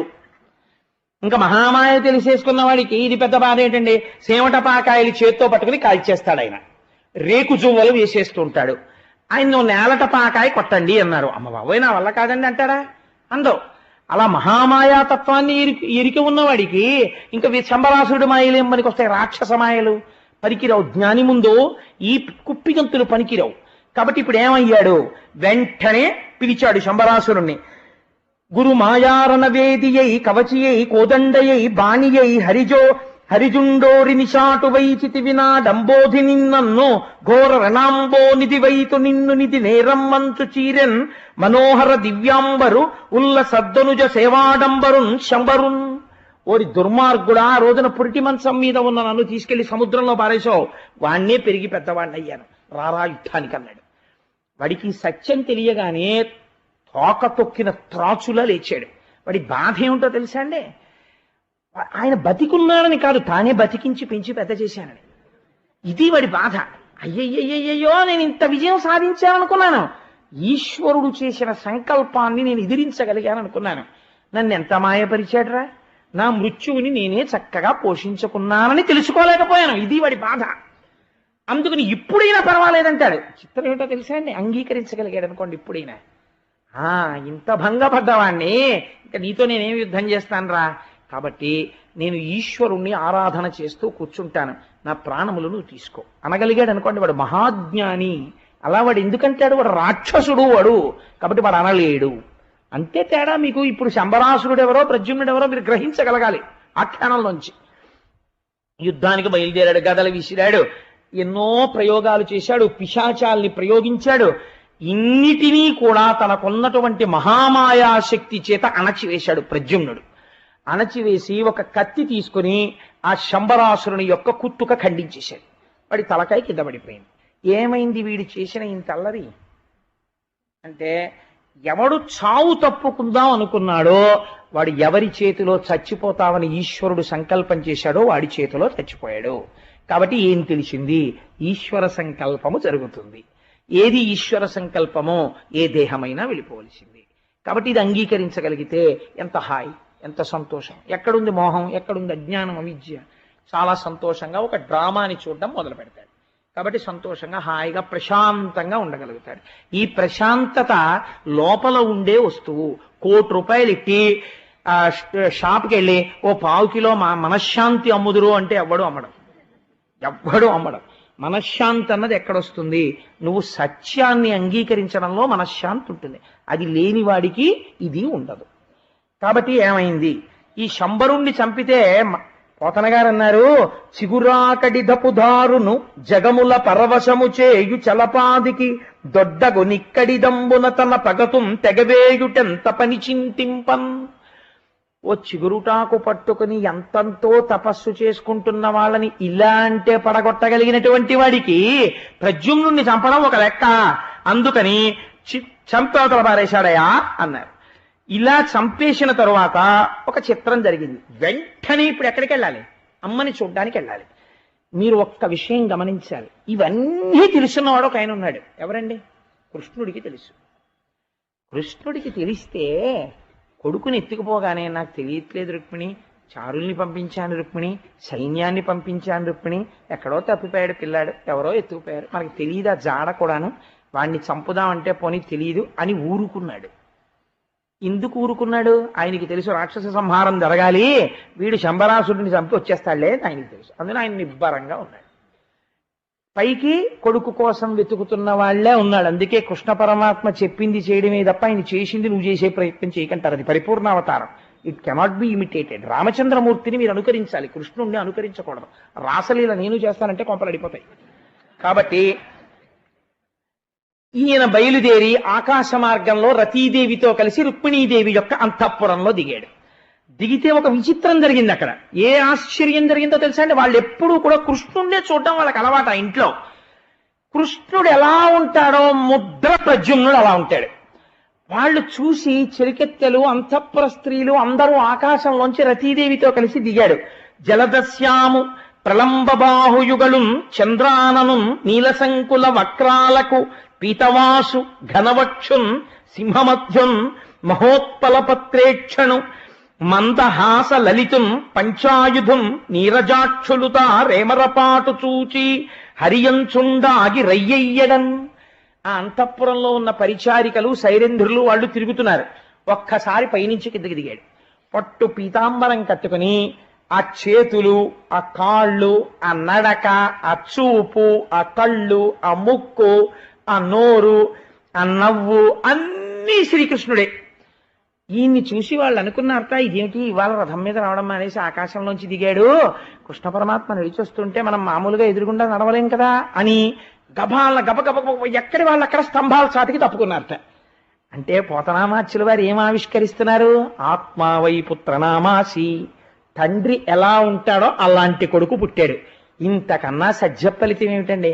నిన్న రాత్రి ఈ పాటికి కళ్యాణం అయితే ఇవాళ ఈ పాటికి నడిచొచ్చే కొడుకు పుట్టాడు. కాబట్టి కొందరు హరియగునందురు, కొందరు చిహ్నములు కొన్ని కొన్ని హరికి లేవందురు, మెల్లన తెలియుదమందురు మరుజూచి కొందరబలలు గుములై. కొంతమంది అబలలు అంతఃపుర స్త్రీలు చూసి లేదు లేదు కృష్ణుడే, అచ్చరిగా చూసారా కాళ్ళు, ఆ చేతులు, పట్టు పీతాంబరం కృష్ణుడే అంటారు. కొంతమంది లేదు ఈ మధ్య కొంచెం వయస్సు వచ్చి ఆయనకి చేతులు అవి కాస్త ముడతలు పడినట్టు ఉంటుంది, కొంచెం కొడుకులా ఉన్నాడు కానీ కొడుకులు లేరు కదా, చిన్నప్పుడు ఎత్తుకుపోయారు కదా, కొడుకు కాడేమో, పోలికలు బాగా ఉన్నాయి, అచ్చ అలాగే ఉన్నాడు అంటున్నారు కొంతమంది. మరి ఎవరు ఎక్కడి నుంచి వచ్చాడు? ఇంట్లో రుక్మిణీదేవి ఉంది, 8 భార్యలు ఉన్నారు, మళ్ళీ ఈయనెక్కడి నుంచో వచ్చాడు, ఇది ఎక్కడ గొడవ, ఇప్పుడు ఏ భార్యలోంచి వచ్చాడు అని వాళ్ళందరూ సరే ఎందుకు వచ్చింది ఊరుకోండి, కాసేపు ఆగితే తెలుస్తుంది కదా, రుక్మిణీదేవి వచ్చి అడుగుతుంది, మనకెందుకు ఇలాంటి వాటిల్లో పెద్ద విషయాలు మనం వేలు పెట్టకూడదు, ఆగండి ఆగండి అన్నారట. అని గుంపులుగా చేరి ఒక్కొక్కళ్ళు చూశారు. ఇప్పుడు ఇదేం చిన్న సబ్జెక్ట్ ఏంటంటే చాలా పెద్ద విషయం. కాబట్టి పోతన గారు ఎంత అందంగా అంటారో, కొందరబలలు గుములై గుంపులుగా చేరి మాట్లాడుకుంటున్నారు. ఇప్పుడు ఎక్కడ? దూరంగా నిలబడి. ఆయనకి అంతఃపురం కొత్త కాబట్టి ఆయన అమ్మ కోసం చూసుకుంటున్నాడు, ఎక్కడుంది రుక్మిణీదేవి అని. ఇప్పుడు ఎవరి దగ్గరికి వెళ్ళి చెప్పాలి ఈ మాట? ఎక్కడ దిగాడు? రుక్మిణీదేవి అంతఃపురంలో దిగాడు. ఇప్పుడు ఆయన కొడుక అచ్చు ఆయనలాగే ఉన్నాడు, కానీ ఆయన కాదేమో అని కొందరు అనుకుంటున్నారు. ఇప్పుడు ఆయనో కొడుకో చెప్పగలిగింది రుక్మిణీదేవి ఒక్కతే. ఎలా చెప్పగలదు అంటే, నిన్నటి రోజున మొగుణ్ణి గెలుచుకుంది, ఇవాల్టి రోజున మాతృత్వంతో కొడుకుని గెలుచుకుంటుంది రుక్మిణీదేవి. ఎంత పొంగిపోతుందండి మా తల్లి ఇవాళ ఈ కథ విని. నిన్నటి రోజున రుక్మిణీ కళ్యాణం విన్న వాళ్ళకి, ఇవాల్టి రోజున వినాయక ప్రసాదం తీసుకుంటున్న వాళ్ళకి అమ్మవారు నిన్న విన్న కన్యపిల్లలందరికీ వివాహానంతరం పండుగ మగపిల్లల్ని ఆడపిల్లల్ని కూడా ఇష్టం కదా. నేను ఒక మాట పరిష్కారం చెప్పాలి. పురుషాధిక్యం చూపించారు మా కోటేశ్వరారు, ఆయనకు 100 రూపాయలు పంచి ఆవిడకి 60 రూపాయల చీర అన్నారు. 100 రూపాయల పంచె నేను కట్టుకోకుండా 100 రూపాయల చీర, దానికి 60 రూపాయల పంచె నేను అడిగితే నాకు ఐశ్వర్యం మీద కాంక్ష అని మాత్రమే అనుకున్నాడా ఇంత వైవాహిక జీవితంలో? ఇంతే అర్థమయ్యేటట్టు ప్రవర్తించానా అని నా భార్య చిన్నబుచ్చుకుంటుందని 100 రూపాయల పంచె నేను అడిగాను. కాబట్టి అన్నులు సేరవచ్చి మరునందరు చూడగ తాను వచ్చి సంపన్న గుణాభిరామ హరి పట్టపుదేవి విదర్భపుత్రి క్రేగన్నుల నా కుమారకుని కైవడి నేర్పడ చూచి బోటితో జన్నుల సేపనిట్టనియ సంభ్రమదైన్యములు లసిల్లగన్. అమ్మా ఎవరో అచ్చు ఆయనలాగే ఉన్నారమ్మా, కృష్ణుల్లా ఉన్నారమ్మా, మీరు వచ్చి చూడండి అమ్మా అన్నారు. రుక్మిణీదేవి గబగబా మేలి ముసుగుతో వచ్చిందిట. వచ్చి పరపురుషుణ్ణి చూడరు అంతఃపుర కాంతలు, అందుకని సన్నగా ఉన్న పరదా చాట్ నుంచి చూసింది. చూడగానే మాతృత్వానికి ఉన్న గొప్పతనం ఏమిటో పోతన గారు ఇక్కడ ఆవిష్కరిస్తున్నారు. ఆవు దూడని చూసినప్పుడు ఎలా ఉంటుందో ఆ చూపు అలా అయిపోయింది. హనుమద్ రామాయణని హనుమ రాసుకున్నారు రామాయణం, అందులో ఒక మాట రాశారు ఆయన, సీతమ్మ తల్లి ఎవరో నాకు తెలియదు, నేను సీతమ్మతో మాట్లాడాలి అని శిరస్సున అంజలి ఘటించి, నేను వానరుణ్ణి కదా, నన్ను నమ్ముతుందా అమ్మ, రాక్షస స్థానంలో ఉన్నది అని అంజలి ఘటించి శిరస్యంజలి మాధాయ అనిలా పెట్టుకుని అమ్మా అంటూ నేను కిందకి దిగినప్పుడు మొట్టమొదటిసారి నా వంక చూసిన మా సీతమ్మ తల్లి కన్నులలో సంటితనంలో తప్పిపోయిన కొడుకు పెద్దవాడయ్యొచ్చి నిలబడినప్పుడు చూస్తే ఎటువంటి మధురమైన భావనతో చూస్తుందో ఆనాడు మా అమ్మ కన్నులలో నేను అటువంటి ప్రేమని చూశానని రాసుకున్నారు హనుమ. అమ్మ చూపు అంత గొప్పది. అందుకని పోతన గారు కూడా ఎంత గొప్పగా రచించారో చూడండి. విదర్భపుత్రి క్రేగన్నుల నా కుమారునికి కుమారకుని కైవడి నిర్పడ చూచి, ఎంతో ప్రేమతో ఇలా చూసేటప్పటికిట ఇది మాతృలక్షణం. ఎదురుగుండా ఉన్నవాడు కొడుకే అన్న భావన ఎందుకు కలిగిందంటే పుత్రవాత్సల్యం తన్నుకొచ్చి స్తన్యములలోంచి పాలు చేపునకు వచ్చాయట. ఈ కంజక్షుడు ఈ కుమారకుడు తిలకుండి ఇందు బింబాననుండు ఈ కంఠీవర మధ్యుడిచ్చటికి నేడెందుండి ఏతించనో ఈ కళ్యాణుని కన్న భాగ్యవతి మున్నేనోములన్నోచనో ఏ కాంతామణియందు వీనికనెనో ఏ కాంతుడీ కాంతునిన్. ఆవిడంది, ఇంత అందంగా ఉన్నాడు ఈ పిల్లాడు, ఈ పిల్లాడిని చూస్తే ఇంత ముచ్చటగా ఉంది, ఈ పిల్లాడు ఎక్కడి నుంచి వచ్చాడో, ఇంత చక్కటి పిల్లాడిని కనడానికి ఆ అమ్మ ఎన్ని నోములు నోచిందో. అందుకే ప్రపంచంలో ఒక సత్పుత్రుడు కనపడ్డారనుకోండి, ఒక మంచి నడువడి కలిగిన పిల్లవాడు కనపడితే లోకం ఏమంటుందో తెలుసా అండి? ఏ తండ్రి కొడుకో అనదు, ఏ తల్లి కన్న బిడ్డడో అంటుంది. అందుకే పోతన గారు కూడా ఇది పునికి పుచ్చుకునే ఒక మాట అన్నారు, చేతులారంగ శివుని పూజింపడేని నోరు నొవ్వంగ హరికి తినుడువడేని దయయు సత్యంబులోనుగా తలపడేని కలుగ నేటికి తల్లుల కడుపు చేటు అన్నారు. అమ్మని తలుచుకుంటారు. అమ్మ ఏ లోకంలో ఉన్నా పొంగిపోతుంది. నా కొడుకు మంచి పని చేశాడు, నాకు పేరు తెచ్చాడు, నా కడుపార నెవ్వాని కన్న తల్లి నా కడుపున 9 నెలలు మోసి కన్నందుకు నేను వెళ్ళిపోయినా ఏ తల్లి కన్న బిడ్డడో అని స్మరించేటట్టు చేశాడని అమ్మ పొంగిపోతుందిట. అందుచేత ఆవిడంది, ఇంత మంచి పిల్లాన్ని ఎన్ని నోములు నోస్తే కందో ఆ అమ్మ, ఏ మహాత్ముడు ఎటువంటి మహాత్మురాలి యందు ఈ బిడ్డన్ని కన్నాడో, ఎంత అందంగా మాట్లాడిందో చూడండి. అందుకే ఆవిడ రుక్మిణీదేవైంది అని ఆ పిల్లాడి వంక చూసి ఆవిడ అంటుంది, అళి నా తొలుచూలి పాపనికి బోర్ కాడించినే సూతికాశాలా మధ్య విశాల తల్పగతమై చన్నిచ్చి నిద్రింప నా బాలుం ఆ చను బాలకుంచరచి ఆ చను పాలకుంచరచి ఏ పాపాత్ములేత్రోవమున్నేలీలం కొని పోజిరో శిశువునా ఏ తల్లి రక్షించను. నేను ఒకానొకప్పుడు నా కొడుకు బతికుంటే ఇంత ఉండేవాడు, ఇలాగే ఉండేవాడు మా ఆయన పోలికతోటి.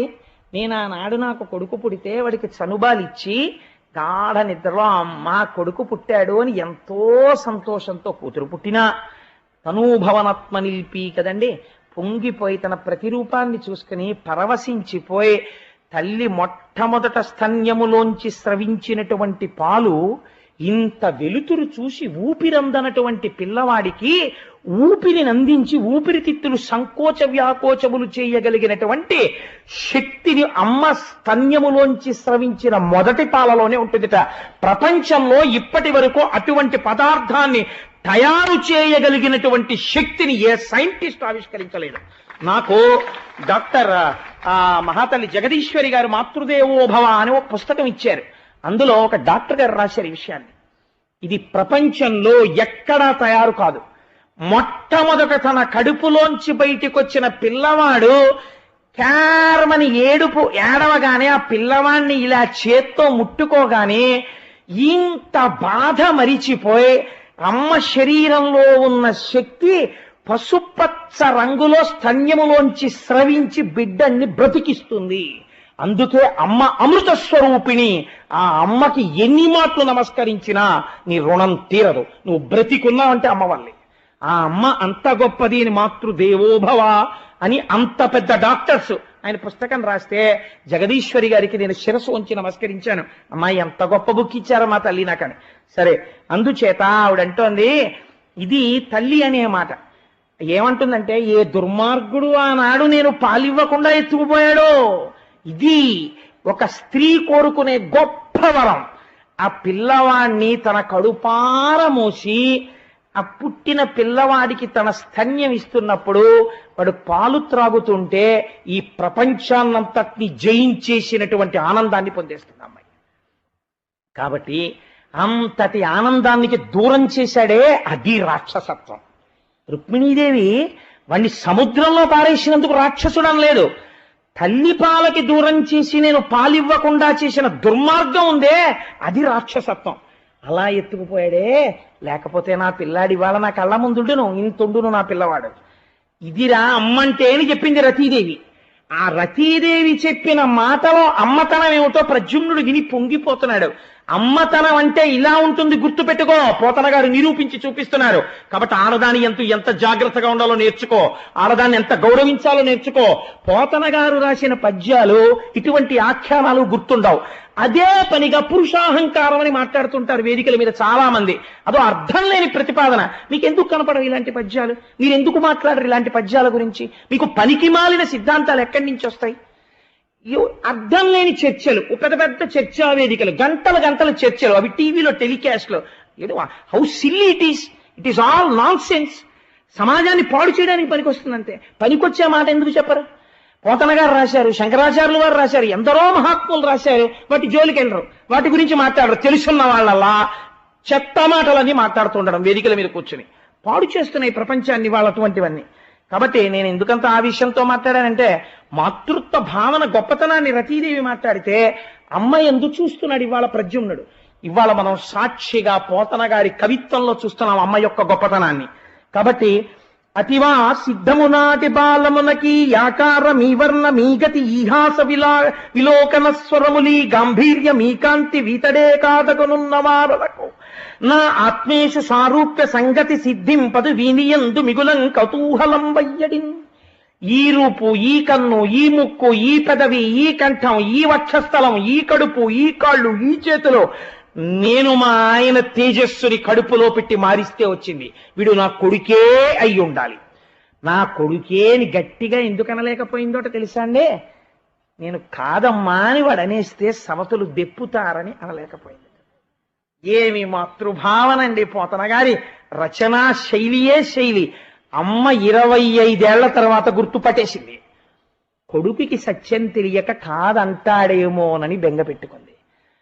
అంటే స్త్రీ శక్తిని మీరు ఎంత గొప్పగా చూడగలగాలి.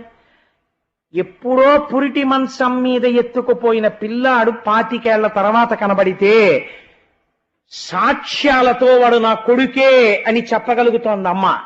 ఇది అందుకే మన ఋషులు, మన ప్రపంచం, మన సాహిత్యం మోకరిల్లే స్త్రీ ముందు. వేరొక దేవుడు లేడు. మొదటి దేవత అంటూ ఉంటే ప్రపంచంలో మాతృదేవోభవ, అమ్మకే ముందు వందనం. అమ్మయే ముందు వేసే భిక్ష. తొలి నమస్కారం అమ్మదే. ఎప్పటికీ అమ్మయే దైవం అని అమ్మ గురించి అంత గొప్ప చేసి మాట్లాడారు. పొదలెడి ముదమున చిత్తము కదలెడిన ఎడమ మూపు కందుల వెంటన్ పొదలెడి నానందాశ్రులు మొదలెడి పాలిండ్ల పాలు ఏమయ్యడినో. ఎంత గొప్ప మాట అండి! నిజంగా ఎటువంటి పద్యం అండి! పొదలెడి ముదమున చిత్తము. ఆ పిల్లాన్ని చూస్తుంటే నా కొడుకే, వెళ్ళి కౌగిలించేసుకోవాలనిపించేస్తోంది. ఇది అబద్ధం అవుతుందా? నా ఎడమ భుజం అదురుతోంది, ఇది అబద్ధం అవుతుందా? కన్నుల వెంటన్ బొదలెడి ఆనందాశ్రువులు. ఈ పిల్లాన్ని చూసినప్పటి నుంచి కన్నుల వెంట ఆనందాశ్రువులు కారిపోతున్నాయి, ఇది అబద్ధం అవుతుందా? మొదలెడి పాలిండ్ల పాలు. నా పాలిండ్ల నుంచి పాలు కారుతున్నాయి పుత్రవాత్సల్యంతో, ఇది అబద్ధం అవుతుందా? ఏమయ్యడిను, నా కొడుకని అంగీకరిస్తాడో అంగీకరించాడో. మాతృత్వానికి ఎంత సుప్రీంకోర్టు తీర్పు తీసుకొచ్చి పెట్టారో చూడండి పోతన గారు. ఏమి పద్యాలండి మహానుభావుడివి! అంటే కృష్ణ భగవానుణ్ణి తీసుకొచ్చారు ఈలోగా గబగబా. ఆయన మహామాయావి. ఆయన వచ్చి వేణువు పట్టుకుని గబగబా నడిచొచ్చి ఒకసారి ఇలా ఒకసారి ఇలా, అచ్చున అలా ఉన్నావు అని తెలుసు అన్ని. ఒకసారి కౌగలించుకోవాలని ఉంది, రుక్మిణి మన కొడుకే అని చెప్పాలని ఉంది. ఆవిడికెంత గాంభీర్యం, ఈయనకంత గాంభీర్యం. ఎంత అణుచుకున్నాడో. ఎవరో నువ్వు అని అడిగాడు. ఆయన చెప్పే లోపల చెప్పేటటువంటి ధార్మికుడు, ఒక జ్ఞాని రావాలి. నారదుడు వచ్చాడు. వచ్చి, అయ్యా మీకు తెలియని విషయమా, ఒకనాడు అందుకే ఆ తల్లి ఆ మాట అంది, శిశువుతా నీ తల్లి రక్షించనో, సముద్రంలో పడిపోయినా ఆ అమ్మ కారుణ్యం ఉంది, రతీదేవికి భర్తనిస్తానన్న కారుణ్యం, ఆ దయ రక్షించేస్తోంది అమ్మవారి దయ. ఇది అమ్మవారంటే. అంత అమ్మతనమేనండి ప్రద్యుమ్నోపాఖ్యానం, అంత గొప్ప చరిత్ర ప్రద్యుమ్నోపాఖ్యానం. కాబట్టి నారదుడు వచ్చి అన్నాడు, ఆనాడమ్మా మన్మధుడు కాలి బూడిదైపోతే వరం ఇచ్చారు కదా, ఇదిగో ప్రద్యుమ్నుడిగా జన్మించాడు, చిన్నతనంలో అపహరించాడు, శంబరాసురుణ్ణి సంహరించాడు, ఈనాడు రతీదేవితో కలిసి వచ్చాడు, నీ ఇంటికి కొడుకు కోడలు కూడా వచ్చారు. ఇది ఈశ్వరుడి వరంగా వచ్చారు, తాను ఎంచుకుని ప్రేమించుకున్న పెళ్లి కాదు. ఇది జన్మజన్మాంతర సుకృతం. ఇలాంటి కొడుకు కోడలు సృష్టిలో ఉండరు. పుట్టిన పిల్లాన్ని పెంచి పెద్ద చేసుకుని తన భార్యాత్వాన్ని నిరూపించుకుని భర్తని తీసుకుని తల్లికి తీసుకొచ్చి అప్పజెప్పిన కోడలు, అత్తగారి యందు అంత గౌరవాన్ని చూపించిన కోడలు, ఇంకింతకన్నా నీకేం కావాలమ్మా, నీ కొడుకు కోడలు వచ్చారన్నారు. రుక్మిణీదేవి గబగబా వచ్చి ఇద్దరిని కౌగిలించుకుంది. కృష్ణుడు సంతోషించాడు. అంతఃపురం అంతటా భేరీలు మోగాయి. అందరూ వెంటనే ఆ గోపాల బాలురికి కృష్ణుడికి ఏమైనా సంతోషం వస్తే వాళ్ళకి సంతోషం. మీ అందరూ ఎంత భక్తులు, వాళ్ళంత భక్తులు. ఆ వెన్న జల్లేసుకున్నారు, పాలు జల్లేసుకున్నారు, వసంతం ఆడేశారు. అబ్బో చచ్చిపోయాడు అనుకున్న మన కృష్ణుడు కొడుకు బతికే ఉన్నాడన్నారు. వాళ్ళకి అమంగళవాక్యం పలకకూడదని తెలియదు. ఆనాడు తప్పిపోయిన పిల్లాడు బ్రతికే ఉన్నట్ట అనరు వాళ్ళు, చచ్చిపోయాడు అనుకున్న పిల్లాడు బతికే ఉన్నట్ట అంటారు. వాళ్ళు గొల్లలు కదండి, వాళ్ళకి అమాయకత్వం వాళ్ళకి తెలియదు, పద్యం అలాగే పడాలి. కాబట్టి చూడండి, చచ్చిన బాలుడు గ్రమ్మర వచ్చిన క్రియ వచ్చే పెక్కు వర్షములకు ఈ సచ్చరితుడు నేడు గంటిని చెచ్చెరము నట్టి తపము సేయంబడెను. చచ్చిపోయాడని మనం అనుకున్న పిల్లాడు బతికొచ్చాడు. ఆహాహా, ఎంత తపస్సు చేసిందో రుక్మిణీదేవి, మళ్ళీ కొడుకు ఇంత వాడై కనపడ్డాడు అని ఈ గోపకులందరూ ఆనందంతో వసంతాలు చల్లుకుంటూ పొంగిపోతుంటే రుక్మిణీ కృష్ణులు కౌగిలించుకుని కొడుకుని కోడల్ని ఇంట్లోకి తీసుకెళ్లి పెద్ద సంబరాలు చేసుకున్నారు. ఒక మంచి మాటతో నిన్న భర్తని పొందిన సంతోషం, ఇవాళ కొడుకుని కోడల్ని పొందిన సంతోషం, జగదంబ ఆనందం. అంత మంచి ఆఖ్యానంతో ఇవాళ ఉపన్యాసాన్ని పూర్తి చేసి భగవంతుని యొక్క నామములు చెప్పుకుని బయలుదేరు. నందనందన గోవింద, నవనీత చోర గోవింద, గోవింద హరి గోవింద, గోకుల నందన గోవింద, పశుపాలక శ్రీ గోవింద, గోవింద హరి గోవింద, గోకుల నందన గోవింద, దుష్ట సంహార గోవింద, గోవింద హరి గోవింద, గోకుల నందన గోవింద, దురిత నివారణ గోవింద, గోవింద హరి గోవింద, గోకుల నందన గోవింద, వరాహమూర్తివి గోవింద, గోవింద హరి గోవింద, గోకుల నందన గోవింద, దశరథనందన గోవింద, గోవింద హరి గోవింద, గోకుల నందన గోవింద, పక్షివాహన గోవింద, గోవింద హరి గోవింద, గోకుల నందన గోవింద, పాండవ ప్రియ గోవింద, గోవింద హరి గోవింద, గోకుల నందన గోవింద, అనాథ రక్షక గోవింద, గోవింద హరి గోవింద, గోకుల నందన గోవింద, ఆపద్బంధవ గోవింద,